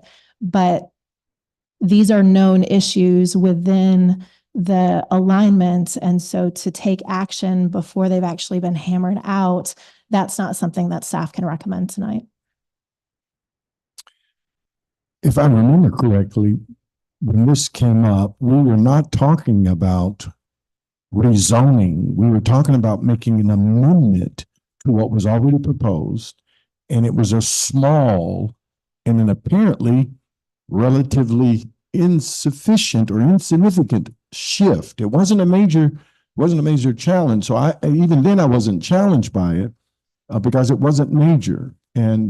But has that changed? Tell me. Sure. The shift is that Prophet Dixon is saying that there are items that they want to build within this alignment, and they are not committing to hold CATS harmless if they ever need to be moved or relocated.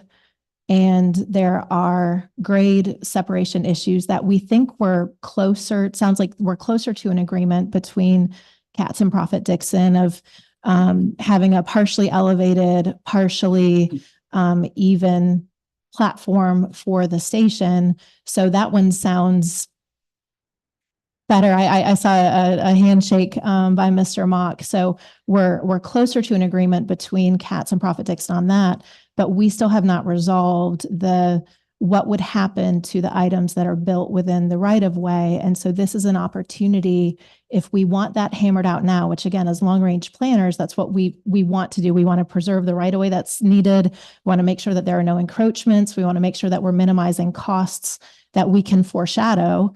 And so that's what we're trying to do now. And that just simply hasn't been settled as of tonight. Before we vote this up or down, I would like to see it continued for the reasons that the manager mentioned. I just want to ask a question, and I'll be fairly blunt. It's starting to feel like a waste of our time that this should have been hammered out before it even came to us. So why?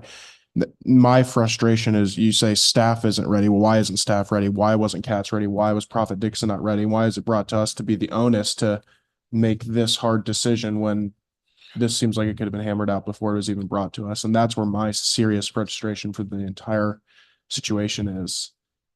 So I know that Prophet Dixon and CATS met a number of times. They were not able to come to resolution, but Prophet Dixon has asked to move forward with this request to the board. So there was no resolution come up with, and they just move forward with their application. Okay. Correct. That's our stance on it. Yes. If I can ask Jay to put up their original proposal to us, they presented a proposal to us. If I could see that, that would help me. You're talking about the most recently, The most recent one. the notes or the site plan? The last meeting, there was a simple proposal and we were to vote on it. And I didn't think it was complicated as it has been communicated tonight. I thought it was real simple. And I'll look at my notes and see if I can find it, but I didn't think it was as complicated as we have What? seen and heard tonight. I think the unresolved grade separation is a big problem. That's very complicated and it's not been resolved. The east-west road, how is that going to go under? Would you actually display the administrative amendment, please?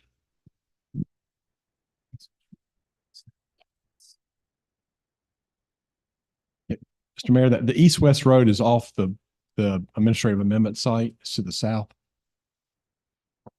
Thank you, John. Can I interject one more thing? We're happy to go to April if that. I'd like to see that because I'm going to vote against this proposal tonight if we have to vote tonight. Well, we're happy to go to April, Yeah, but what we really need to do is we do have the revised notes that we sent to Jay and Darren. And look, in fairness to them, they got them today. So I don't think Andy has them. I'll give Andy a copy as we leave. And then we just need to get together quickly to work it out so that we're not in the same position next And month. we're on the 1 yard line. Why are we going to force a vote tonight? And when there's more work to be done that we think can be done in a month. Well, I mean, so we would be happy to do that if that helps y'all and it'd help us. So I'd like to make a counter motion that we continue this decision until April 8th of 2024. A second. Motion by Commissioner McCool, second by Commissioner Urban to continue this to April 8th. Is there any further discussion? All in favor? Any opposed? That passes unanimously. Thank you. Thank you. Let's give it one more month and then I understand. I feel the frustration, so we need to get her done. Somebody likes to say that. Let's continue to the next item, public improvement variance. I know some folks have waited a long time here tonight for 1218 Reed Harkey Road. This was continued from February 12th. Nadine. Thank you. And you've already heard a little bit about this tonight, obviously. This is a 9-lot subdivision. It is on Reed Harkey Road, and they are asking for a public improvement variance for both the sidewalks and the connection to the sewer. Both are required as a part of the subdivision. It is a by right subdivision. It was mentioned that they could have maybe 28 lots on this.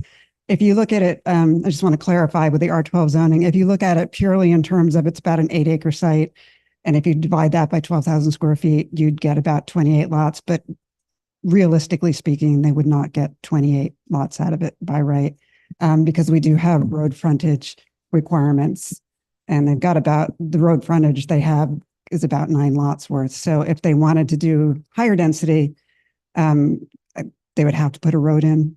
So there would have to be other things done, or obviously a rezoning to get higher density on that. The applicant is here this evening, and he does have a presentation. And so I'm going to let him go through the specifics of what they're asking for. I should note, we also have Susan here to answer any questions from Public Works standpoint. They do oppose both the sidewalk variance and the sewer variance in Public Works. And she only got the presentation today. We only got the presentation today. So she's been going through it. She may have some responses to what he has in the presentation. But I think, again, it's probably best to let him go forward with that, and then we can answer any questions. Can I ask you a couple questions? I think you can. Okay, great. Thank you. So are there other homes in this neighborhood that are on septic, or would this be the exception? I believe, yeah, the property owner said that Okay. in the neighborhood, there are on septic. And the other thing to mention is there is no sidewalk on that side of the street. There's sidewalk on the other side of the street, but there's none. And the houses are there and they probably won't redevelop, so there probably won't be sidewalk going in. Also, one further thing, and he'll show this on the site plan, the property is actually split by a home, a lot right in the middle that they didn't buy, that it wasn't available or for whatever reason at the time. So it would be sidewalk running into that property and then continuing on the other side. The other question I have is, from a planning perspective or a hygiene perspective or whatever, why is it important that they be connected to Charlotte sewer instead of septic? I can't tell you about the hygiene perspective. I think that Susan probably would be better able to tell you what the importance is of the connecting it to sewer. In terms of sidewalk, it would be that we are interested in being a more walkable community. So that's one of the goals of the. Any other questions for Nadine? Mr. Irvin? So Nadine, let's just clarify this, because everybody says 28 homes, based on the frontages, et cetera, they would have to go through a rezoning process to get to higher density. I think I have no idea if they could fit a road in there. Like I can't lay out a say. I don't think that they could. So I think that they've probably got what they can get right now, or they would have to go through a rezoning. So all right, because I was going to say rezoning process is highly unlikely to go to what we're talking about. Correct. At this stage in the game. Okay, thank you. Mayor Pro Tem Hoover. This property is located in the McAlpine Watershed District. How would that affect if there are septic tanks back there? How does that? Oh, you're asking the wrong person that. Do you have any? Susan? Sorry, no. And that is the applicant. Please approach the podium. Yeah, I don't. Can't hear you. I'm sorry that I'm not able to answer that question. I'm not familiar with the specific requirements for the McAlpine watershed. So I'm sorry, I'm not able to answer that. Okay, we have the applicant. Like the applicant does have, if you want to come on up. Yeah, please come up and speak into the microphone. Thank you. And we do have your presentation up. Are you ready for the presentation? We're ready.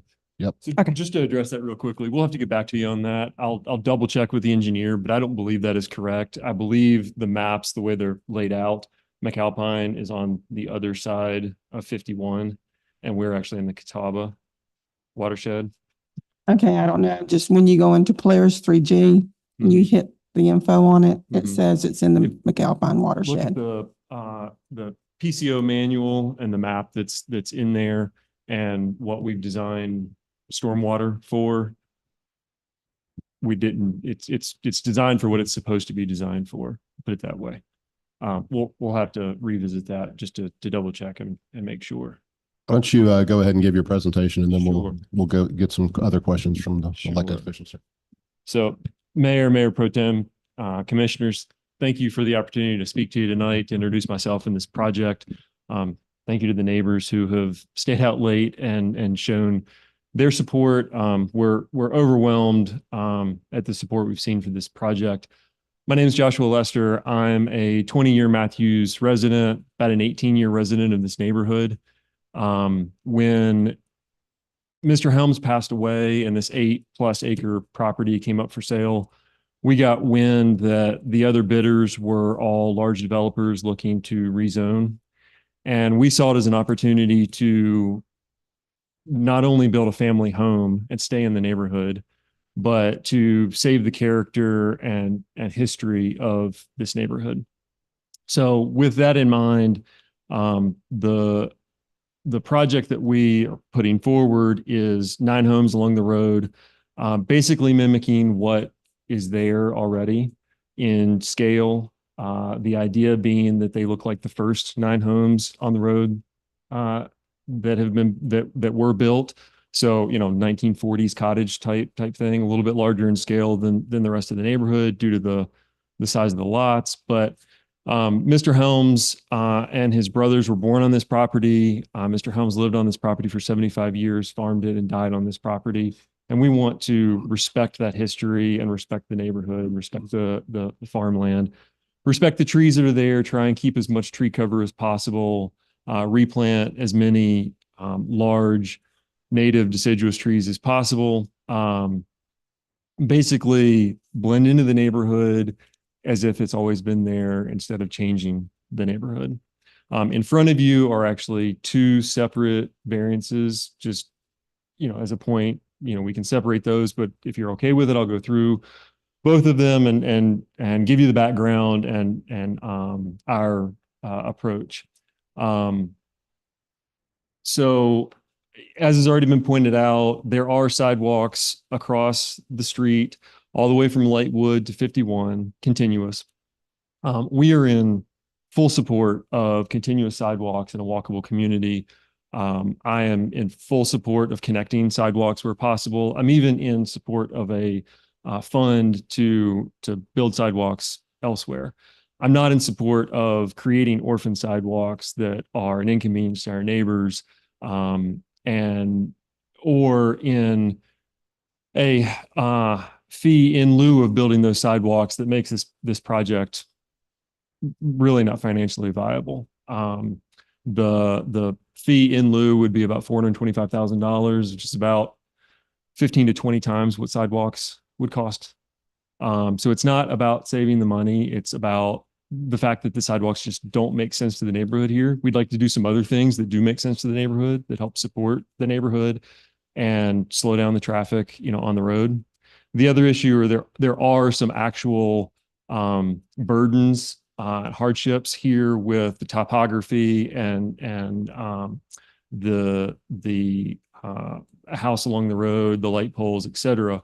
As was mentioned, there's a house, one of the original Helms houses, right in the middle of the property.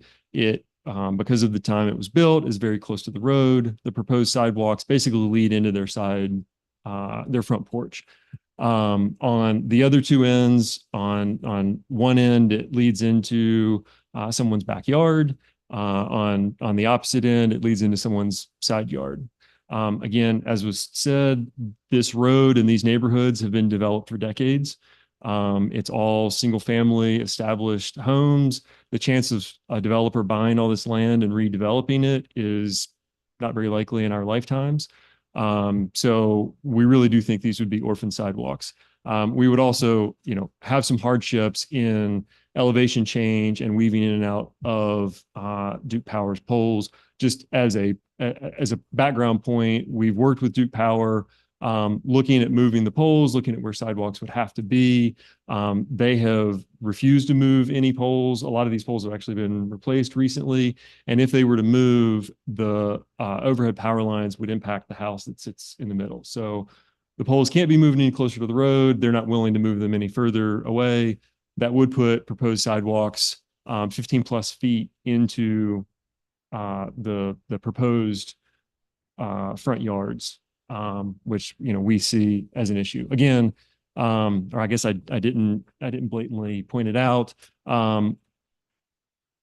I will be the builder on all of this. I will also be the resident of Lot 9. So I really see it as my duty to do what's best for the future owners of these properties, as well as my future neighbors. I can't hide. These people are going to know where I live. They're going to know who built these and who to come knock on the front door, when they have issues. And I think that'll come to light more and more as we go through this. There are also, just to finish through with this, there are some stormwater issues at both ends that we have to avoid if we were to put in sidewalks. These pictures show sort of where the sidewalks would end. Any questions as we go through? No. Mr. Fong? Yes, I know this is a by right situation, but you did throw up some renderings there, if you would Yes. mind bringing them back up. No, not at all. So these renderings are your actual intention. If you could bring up renderings for the homes, I think it was your very first page. The elevations. Right, the elevations. Yes, sir. Are these is this your intention? Or is Yes, this these just are- for presentation purposes? These are actually 3 floor plans that have been purchased and engineered. These are 3 of the 9 that we intend to build. The intention being 9 different elevations, 9 different floor plans, all around 3,000 square feet. Okay, basic question, Mm-hmm. are these going to be real porches, 8 feet at least minimum depth? Yes. Okay. It seems to me that we have actually two different issues here. We've got the sewerage issue and we've got the sidewalk issue. Yeah. I cannot support providing a variance on the sewer. I believe we need to connect to sewer and water. But I am in full support of providing the variance on the sidewalk. So I'd like to make a motion to approve the He hasn't variance. finished his presentation yet. Yeah, yes, he did. He No, said- there. I mean, so again, to your point, there are two separate variances, and y'all can do what you want, but yeah, the second half of the presentation is laying out the issues with the current sewer system and us. I trying to got tap you. into them. I'm sorry. I made the mistake. I thought you were finished with your presentation. Thank you. No problem. If I can make one additional comment, I thank you for being willing to build these homes. As has been stated, I lived in that community for 10 years, and this is a pleasant addition to that community, and it fits what's there. So thank you. Welcome. Thank you.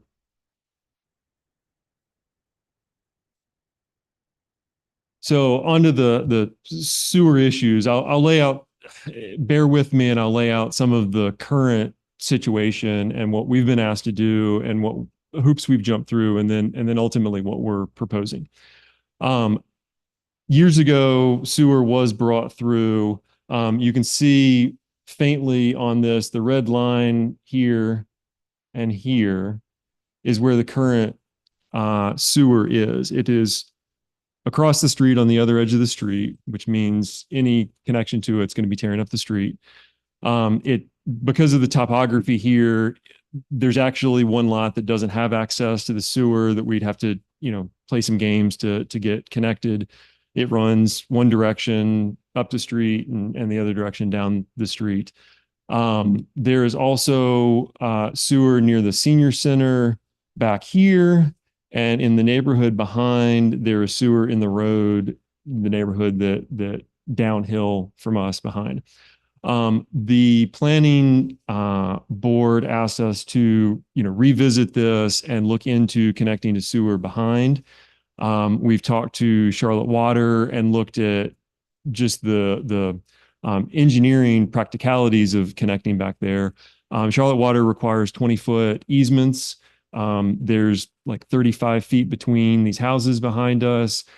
None of our neighbors back there are interested in us coming through their property and connecting. The line that's up by the senior center is considerably uphill, and Charlotte Water's not interested in connecting that line or extending that line at all. So connecting in the back really isn't much of an option. Connecting in the front right now, the initial, proposal was connecting 9 different times. We've talked about sort of a phased approach. One detail is that this is not going to be built out all at once. We're going to do 1 or 2 at a time. I've sort of failed to fully introduce myself as I am a licensed builder. I will be the builder on this. This is the pet project. I'm not a developer. This is coming out of my own pockets and my partner's pockets. So we will be doing this, bit by bit. The desire is to find a solution that is the best fit for the neighborhood and the best fit for these future owners. Cutting in the road multiple times, shutting down the road, having to ultimately repave the road, is all a hardship on the neighborhood and a hardship financially on us. What we'd like to do is find a solution that sort of meets in the middle. Many of these lots, 5 to 6 out of the 9 are below the level of the street. That means that if we do connect directly to the sewer, it's going to require grinder pumps and holding tanks to get sewage up to the level of the street. I own a small handyman business, and I know firsthand that those things are problematic. If power goes out and your holding tank fills up, it's backing up into your house or it's flowing out into the yard. Modern code compliant, Mecklenburg approved septic systems are passive. They're safe. It is the same biological process that we use in our water treatment plants, more or less. We have the required 20,000 square feet. as a point to explore how many options we had there and what would work and what wouldn't work. We actually have a Mecklenburg County approved septic permit for lot 2. It's been perked. The soils have been tested. The soils are the same across the site. We see no reason that any of the lots that need to be septic can't be septic, other than these 2 smaller lots that are behind the Helms home. It's just not practical. We literally have the 20,000 square feet, but it's not practical. We would not try and connect those to septic. To bring it back to what's right for the neighborhood, one of the things that we've heard over and over again is the traffic on this street is too fast. There are 2 road humps that do a good job of slowing people down for a very short period, and then it's, foot on the gas, right? What we'd like to do is find a solution that mixes septic where we need to use septic, and minimal cuts and minimal connections to the sewer. So combining lots into private lines and connecting to the sewer. And then ideally would be, and we haven't had a chance to talk with staff about this as well, would be to put those cuts where new road humps could be. That would, sort of combine everything into, one evolution and limit the impact to the neighborhood. Would actually improve the situation a bit. My kids are going to be there riding their bikes on that street, riding out to Percival Halsey Park. Neighbors have said they don't even mow their grass with their backs to the road, that people have run off the road. It's an issue. So we'd like to find a solution that, kills, many birds with one stone. What we're ultimately asking for from the board is the ability to use any option available to us as is the best option lot by lot. Meaning we'd like the ability to use septic where it is most appropriate, with the understanding that I don't have any interest in using septic for all 9 lots. Any further questions? Commissioner Three. You mentioned 2 of them you are already convinced that are better connected to the sewer system. Is that correct? Correct. Lots 4 and 5. Okay. Just because of the layout of the lots, it just doesn't make sense for us to try and take out more trees and whatnot. We want to maintain the tree cover as much as possible, and to maintain the buffer between the Duke easement and the neighborhood behind. So those don't make sense, even though they're going to come forward toward Reed Harkey, right? Correct. And will they require that additional pumping up scale that you mentioned? Lot 5 certainly will. Lot 4, maybe not. It depends on the depth of the sewer at that point. Has septic tanks improved over the years? I know technology certainly has helped. I remember I had to get one replaced, or at least it was worked on significantly. And this is actually something we do quite a bit throughout Mecklenburg County and the surrounding counties. I actually have licensed septic installer that works for me. The technology has changed. The tanks are no longer, concrete or terracotta. The leach lines are no longer, they're plastic. It's new technology. I mean, it's not rocket science. It's still a tank that holds the solids. And as those solids break down, the liquids flow off, and then bacteria in the soil breaks down those liquids. It's the same technology that's been used, for hundreds of years. But the issues with tanks caving in and lines caving in, and tanks having to be pumped on a regular basis and that sort of thing is not really something we see a lot of with modern systems. There's also been quite a bit of patented technology lately that's a bio type product that you put into the septic tank that makes it much more efficient than in the past. Commissioner McCool. Excuse me. Yeah, I want to use separating these. I think I'm in favor of the sidewalk variance. I do tend to agree if there's a sidewalk across the street, why create, a sidewalk to nowhere? I'm still pretty torn on the septic piece, and I'd like to, maybe hear more from staff. I think part of my problem is we don't really have an exact, the environmental aspect of it. I guess no one can answer that question tonight, so I don't know if I can make an informed decision without Well, that. we did see several people in this room that currently have septic tanks in this neighborhood. Fair.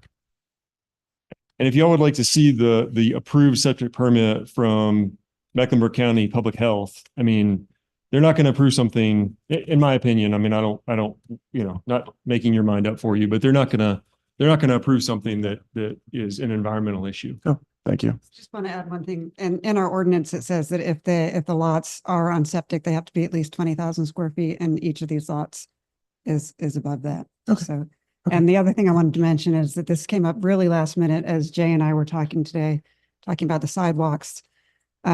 He wondered if the applicant would consider doing an easement somewhere across the lot. We haven't really worked out any kind of details yet, but there would be a future path to the senior center, because this actually does abut the senior center in the back. And that would further the town's goals of walkability and connectability. If we didn't have sidewalks there, possibly there could be something leading back to the senior center. Paved?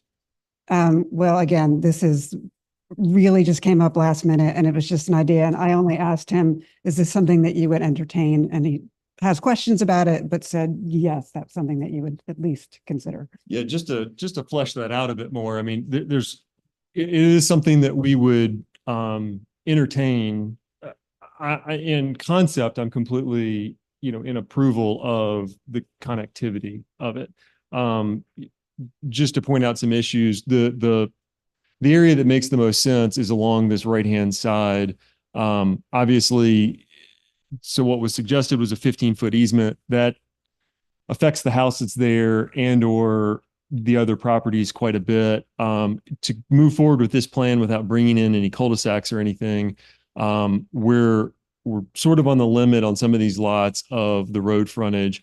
Specifically lot 4, we've had to jog the property line a little bit to get that road frontage. So I'm concerned if everything has to shift, that there may be downstream effects. There's also Duke power poles and some stormwater right here on this corner that may make that an issue there. But in concept, again, we're in favor of sidewalks and connectivity to the senior center. And, there's obviously seniors in this neighborhood. I'm in approval of that in concept. We just have to figure out a way to do it that doesn't take away one of my lots or, something along those lines. And again, that is what we said since it came up. And when we briefly talked about it at 4 o'clock, many questions about this, but just wanted to kind of throw it out there. Mr. Urban. So it's interesting, everybody's saying, well, we walk in the street, we fear for our lives, blah, blah, blah, blah. It's a shame you all didn't have sidewalks to begin with. That's the purpose of the sidewalks, is to keep you out of walking in the street, et cetera, et cetera. And I like sidewalks on both sides of the street. Yes, this is a sidewalk. It goes nowhere, but someday it'll be connected. But in light of this conversation, I drove down there. I'm very familiar with Reed Harkey.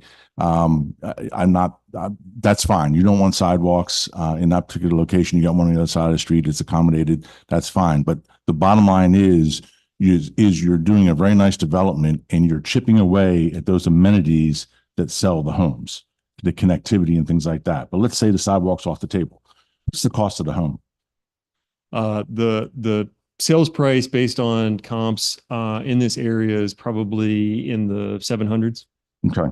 So the sewer improvements, you said at 322 roughly, and it's probably changing every day. Is that correct? So that's a $35K add on that house. That your house after details is going to be north of $800,000. So I'm a little concerned there. I'd like to hear more from staff. I'd like to hear a little bit more from Charlotte Water on these things. Maybe there's always an extenuating circumstance like those 2 lots that there's nothing else you can do. My subdivision of 80 homes was on the pump. It was lower than from that aspect of it. There were power outages, et cetera, et cetera, et cetera. Never an issue. And then at some point in time, Charlotte Water came around and tied in everybody the way they needed to, got below us, and runs fine. So I'm kind of like Commissioner Tofano, kind of questioning that. I'd like a little bit more information. On the architectural side, house plans are fine. I'll be really honest. I don't buy that those footprints match those houses, because every one of those footprints on that plan are the same. No. I didn't put forward that those did. Those aren't matching. No. This is a rendering based off of the site plan. The engineer put a fictitious footprint on there for a BUA calculation. So welcome to the development world. And some people are going to be yelling at me like, oh, I can't believe he's doing this, but I do this to every developer. We only can comment on what we actually see and how reality based it is. And so I'm not really seeing the reality of what's going on with those homes on that site plan. I'm seeing a supposed, from that aspect. Not from the outline of the footprint. I mean, they are side entry, rear garages, all but 4 and 5. And that's what they're trying to show. Yeah, I catch that much, but based on those elevations, the massing of those homes is going to be different. They're going to look different from that aspect of it. But the other thing is that I noticed going through there's a lot of mature trees, a lot of large mature trees on there. And at that regiment that you have, you're going to hit a couple of those. And so the site plan is telling me that there wasn't really any consideration to the large plans. So I would encourage you to go back and get a tree survey of those large trees to see if you can push and pull a little bit from that aspect of it. But it's neither here nor there. But there's some technical things that, when people come before this board, we're looking for that level of accuracy and depiction or whatever, because we have to live with it. And so you build it, and then someone across the street lives from you and says, well, that's not what he said he was going to build. I didn't realize it was going to be this big. I didn't realize it was going to be this. I didn't realize it was going to be that. And that happens. And you're in a by right situation, which kind of puts us in a little bit of a bind, because you've got more latitude than, we got a lot of homeowners that own ranchers. And the next, someone builds a 2.5-story home next to them, and they're like, oh my God, they can look down into my windows. So, the good news is you're not surrounded by houses that are across the street from you from that aspect of it. So my only rub is this utility, the sewer water issue here. I'd like a little bit more information about it, maybe because of those lots are imperceptible or inconceivable to have anything but septic. That might be okay, but I think we need to encourage access to the water and sewer system, because I will point to Tanfield, had 10 homes, and that was done about 6 years ago. And I can name off a lot of developments. You're going to open up the floodgate for every single infill development in Matthews to want to start cherry picking just like this. And I think if I went back to CJ and Public Works and Charlotte Water about how do you deal with all these inconsistencies and stuff like that, I think we're opening up Pandora's box. So right at the moment, I think we need a little bit more information, and but the sidewalk is fine by me off the table.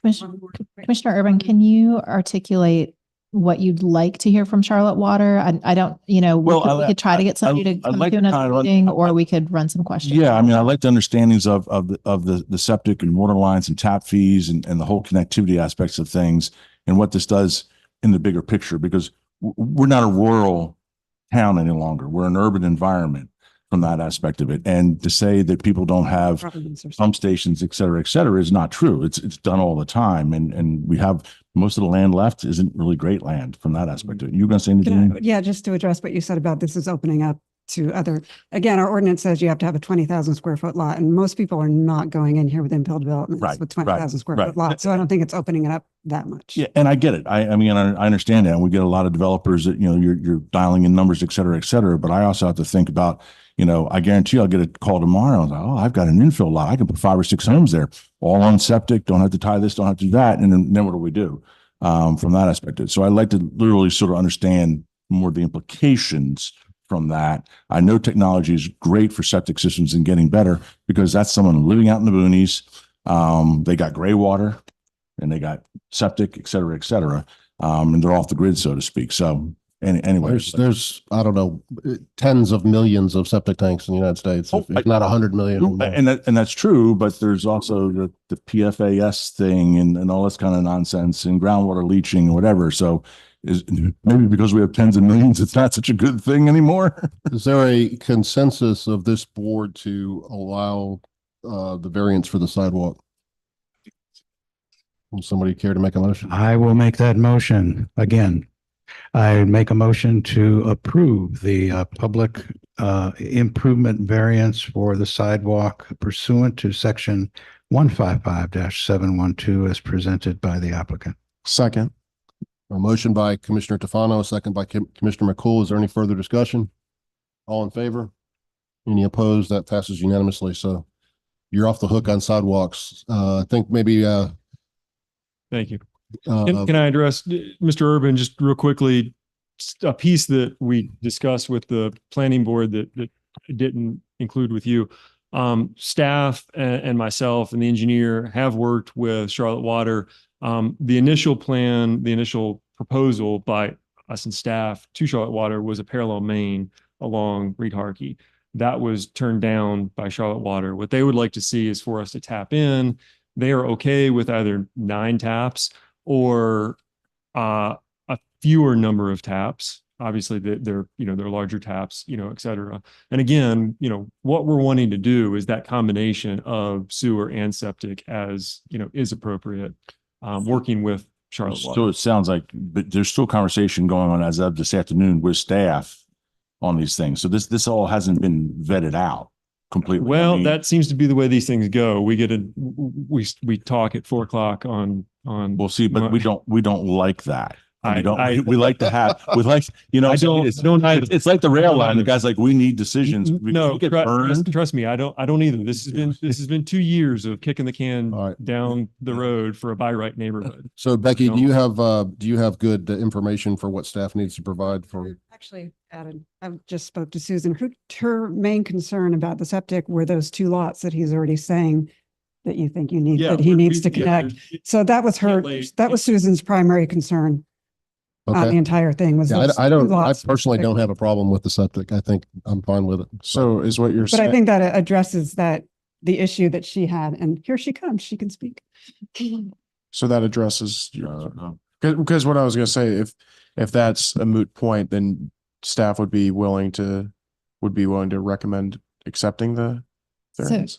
So interestingly, this is the first I'm hearing about like a combined option. And I also do want to point out that the degradation fees at the top of the page, it was $5,600 and some change total for 8 cuts, not 5,000 per cut. So there's a slight error on that. So I don't want you all to think that we're trying to charge excessive fees on developers. But the main thing was when the septic fields were laid out, lots 4 and 5, they're behind the small house. We're right by the pond that was back there, and the pond isn't being shown. So I'm not sure if that's shifted. The site plan has gone through many iterations. Yeah, that's lot 10 is the pond that's being proposed. So my first concern was, well, first of all, it has an ordinance to connect to sewer because we're a town, right? Because we're not rural. So we do want to, as sewer is provided, to have people tap in, and that's less maintenance, on each of the owners. And so as if lot 2 can't be connected, and I did notice that in the site plan that there's some stuff going on there. And I did call Charlotte Water, and they said, sure, they can, it's up to the town if they're on septic or not. It's up to the town. Thanks, Charlotte Water.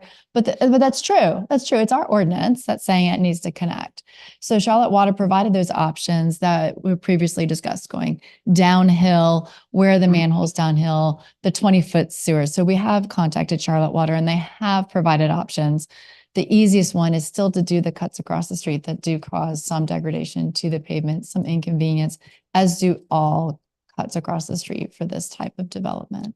I'd like to go ahead and make a motion then that we approve the public improvement variance for the sanitary sewage system per section 155-707G. With the exceptions of lots 4 and 5. Correct. Which will be. Okay, we have a motion by Commissioner McCool, a second by Commissioner Threet. Any further discussion? Get clarification on that. Gina's shaking her head as well. So what are we motioning for? We're saying they're connecting except for lots 4 and 5? No, they're connecting 4 and 5 and not connecting the rest. Or they don't have to. They might, but they don't have to. Okay, I just want to be clear. If it needs to be connected, it's going to get connected. But if not, then there will be a septic tank. That's what we're saying, what we're agreeing to here. So, not to get lost in the weeds, but Mecklenburg County would not approve just because there's not the area to lay out the septic field logically and a repair field in 4 and 5. So 4 and 5 are, in my book, off the table. It's fine. Take that off the table because that's not part of our plan. Lot 2 may not be able to be connected to sewer, period. Right? Lot 1, lot 3 are above the level of sewer, should be no problem. Some of these lots are below the level and may need to be septic.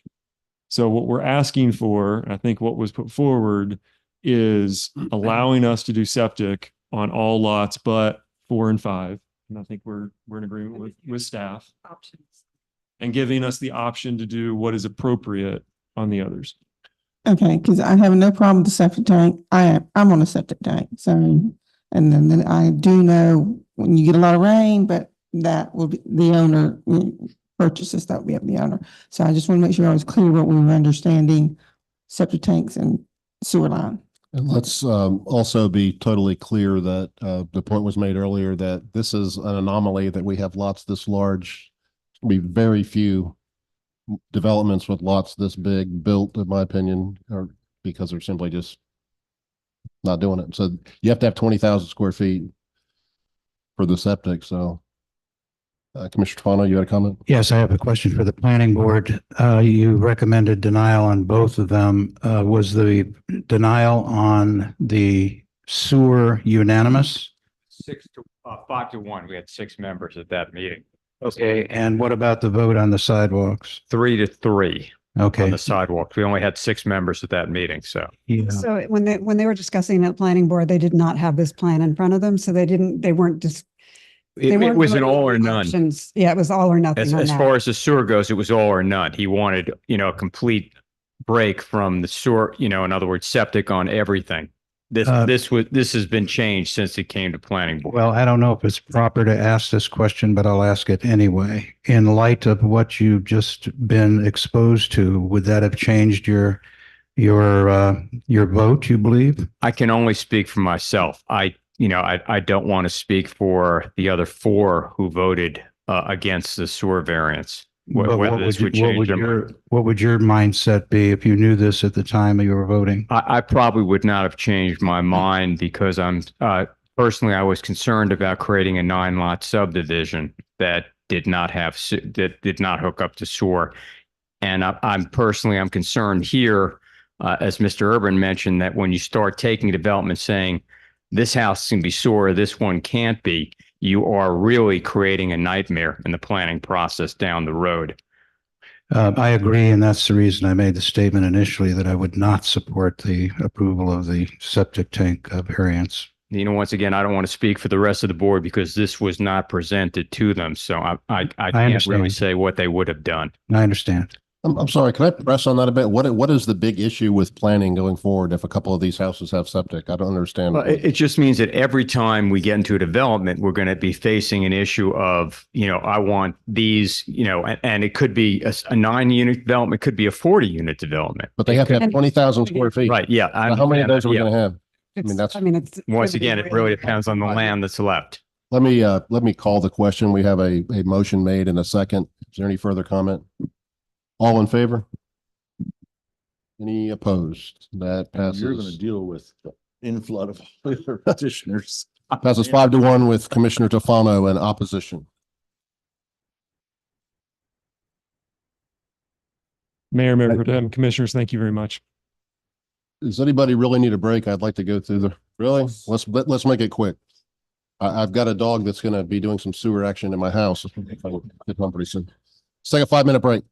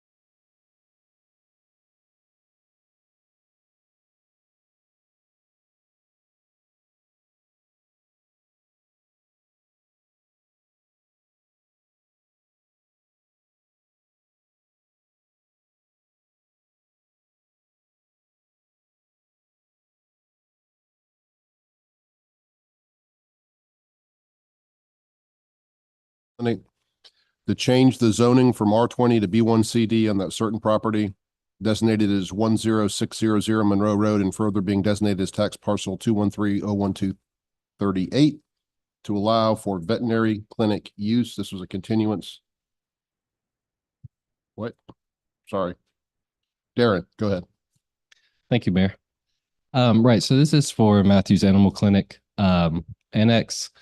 So for the rezoning, we are still waiting on the PCO concept plan to be approved. We're still waiting on a resubmittal for the applicant. So until we get that, we are requesting a continuation until April 8th. Commissioner McCool. I'll make a motion to continue until April 8th, 2024. Commissioner Urban. Any discussion? Call for the vote. That passes unanimously. Thank you, Darren. Go on to E, zoning application 2023-791. Text amendment, Gracie, to change that text in the UDO section 155506.1 to allow 2 non-resident employees to work in the home-based business. Yes, good evening again, Mr. Mayor, members of the board. The applicant has a couple things. The first is they have requested an amendment to their request to only allow 1 non-resident employee, and that was what was heard at the planning board level. Also, because we do not have a full board tonight, the applicant has requested continuation until the April 8th meeting if the board so chooses. Yeah, I was going to say, I don't feel comfortable with that being the reason for a continuance. May I make a motion to deny this application? You may. Commissioner Tufano has made a motion to deny. Do we have a second? Second to Commissioner Threet. Any further discussion? He's got the full thing he's got to do. Well, I don't have any, since this is presented the way it is, I don't have the actual verbiage here. So, okay, down at the bottom, here we go. All right. I make a motion to deny the request because it is inconsistent. The zoning motion is inconsistent with the land use plan because home-based business shall not change the residential character of the property of the surrounding neighborhood. And it's not reasonable because the zoning motion is has a potential of negative impacts on the residential neighborhoods. You good, Commissioner Threet? Any further discussion? All in favor? Any opposed? That passes unanimously. Thank you. We'll move on to item F, zoning application 2023-789 text amendment to change the text in the UDO section 155608.8F to amend construction signage. I think we heard that we have to do this. So I don't know if we need any discussions. Anybody want to make a motion? Ken? Give me a second. I'm just glad I had a chance to finish the biscuit that I was eating. That all went faster. I'd like to make a motion to approve zoning application 2023-789 because the zoning text amendment is consistent with the land use plan and that it keeps in the ordinance up to date with the state statutes, and it's reasonable in that it keeps the ordinance up to date with the state statutes. Second. Motion by Commissioner McCool, second by Commissioner Urban. Any discussion? All in favor? Any opposed? That passes unanimously. Item G, zoning application 2023-790 text amendment to change the text in the UDO section 155608F to allow the payment in lieu of constructing a required sidewalk. So when you had the public hearing on this, the concern was that you still wanted some control over, as you just did tonight, allowing or disapproving a public improvement variance in certain circumstances for sidewalks. So what we did was we kept in these very specific situations where they would automatically qualify for a public improvement, or not a public improvement variance, automatically qualify to be able to pay a fee in lieu. So those were vetted by the Public Works Department and also the TAC. But we left in the ability for an applicant to come before you for a public improvement variance. So again, we've got 5 very specific situations where they can automatically pay a fee in lieu instead of building the sidewalks. For anything else, they can still come to you and request a public improvement variance.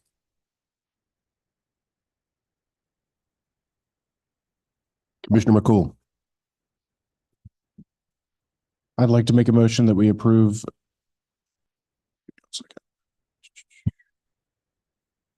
We approve zoning application 2023-790. The zoning text amendment is consistent with the land use plan, that it supports a more walkable community by providing a fund for sidewalk improvements. And the zoning text is reasonable, that it still allows for ability for developers to request relief from requirement to build a sidewalk. Second. Motion by Commissioner McCool, second by Commissioner Threet. Any further discussion? All in favor? Any opposed? That passes unanimously. Thank you. I'll make a motion that we approve consent agenda items A through F4. With the exception With the exception of E. Second. Have a second? That's second. Second by Commissioner Urban. All in favor? Any opposed? Okay, we removed item E, and I don't want to put words in Commissioner Tofano's mouth. I'll let him speak in a second, but we had said we were going to put in our rules and procedures that it was required for someone to give their name and address. And we did talk to someone familiar with constitutional law, and we can do that if we wanted to. It's just not enforceable. So other towns do. I believe Charlotte has verbiage that says they require it. So if you notice tonight when we had public comment, I said we are requesting that you give your name and address. We are within our rights to say we require it, but again, there's no enforcement mechanism whatsoever. Somebody can say my name is Joe Smith and my phone number is 123-456, and you have to say okay. So I'm okay. Commissioner Tofano, if you wanted to further enunciate what your request was, but I'm okay with it. No, actually, that's fine. And consequently, I'd like to make a motion to adopt the policies and procedures document as presented this evening with the provision that rule number 29, the verbiage speakers will be required, be changed to speakers will be asked, or it will be requested of the speaker, whichever the board feels is adequate. I believe that also the new E also has the words commenters will be required, commenters will be asked to provide their name and address. And I think there was one other spot. Where is help? Somebody help me. I think it was at Perhaps the organizational resolution, sir. yeah, it's right in the very, it's at the beginning. I think I saw it. Maybe not. Your motion can just be as you stated, and we'll swap those words. Okay, so just swap the word requested will be asked. No, required. We'll swap. I mean, required it will be asked. Required. Requested. You see, if you put requested, you have to rearrange the text. So it's you'll work that out. Okay, that was a very, very convoluted motion, but I think everybody got the idea. Thankfully, Lori works for us and she got it. Do we have a second? Okay, we have a motion by Commissioner Tofano, second by Commissioner McCool. All in favor? Any opposed? That passes unanimously. Thank you.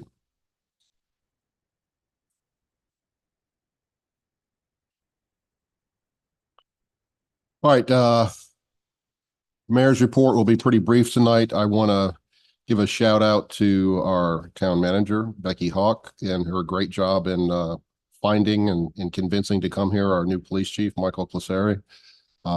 Outstanding hire. And I don't know if you heard his resume. I think he may be the most educated person in town. We have a lawyer in addition to a chief, so that's pretty impressive.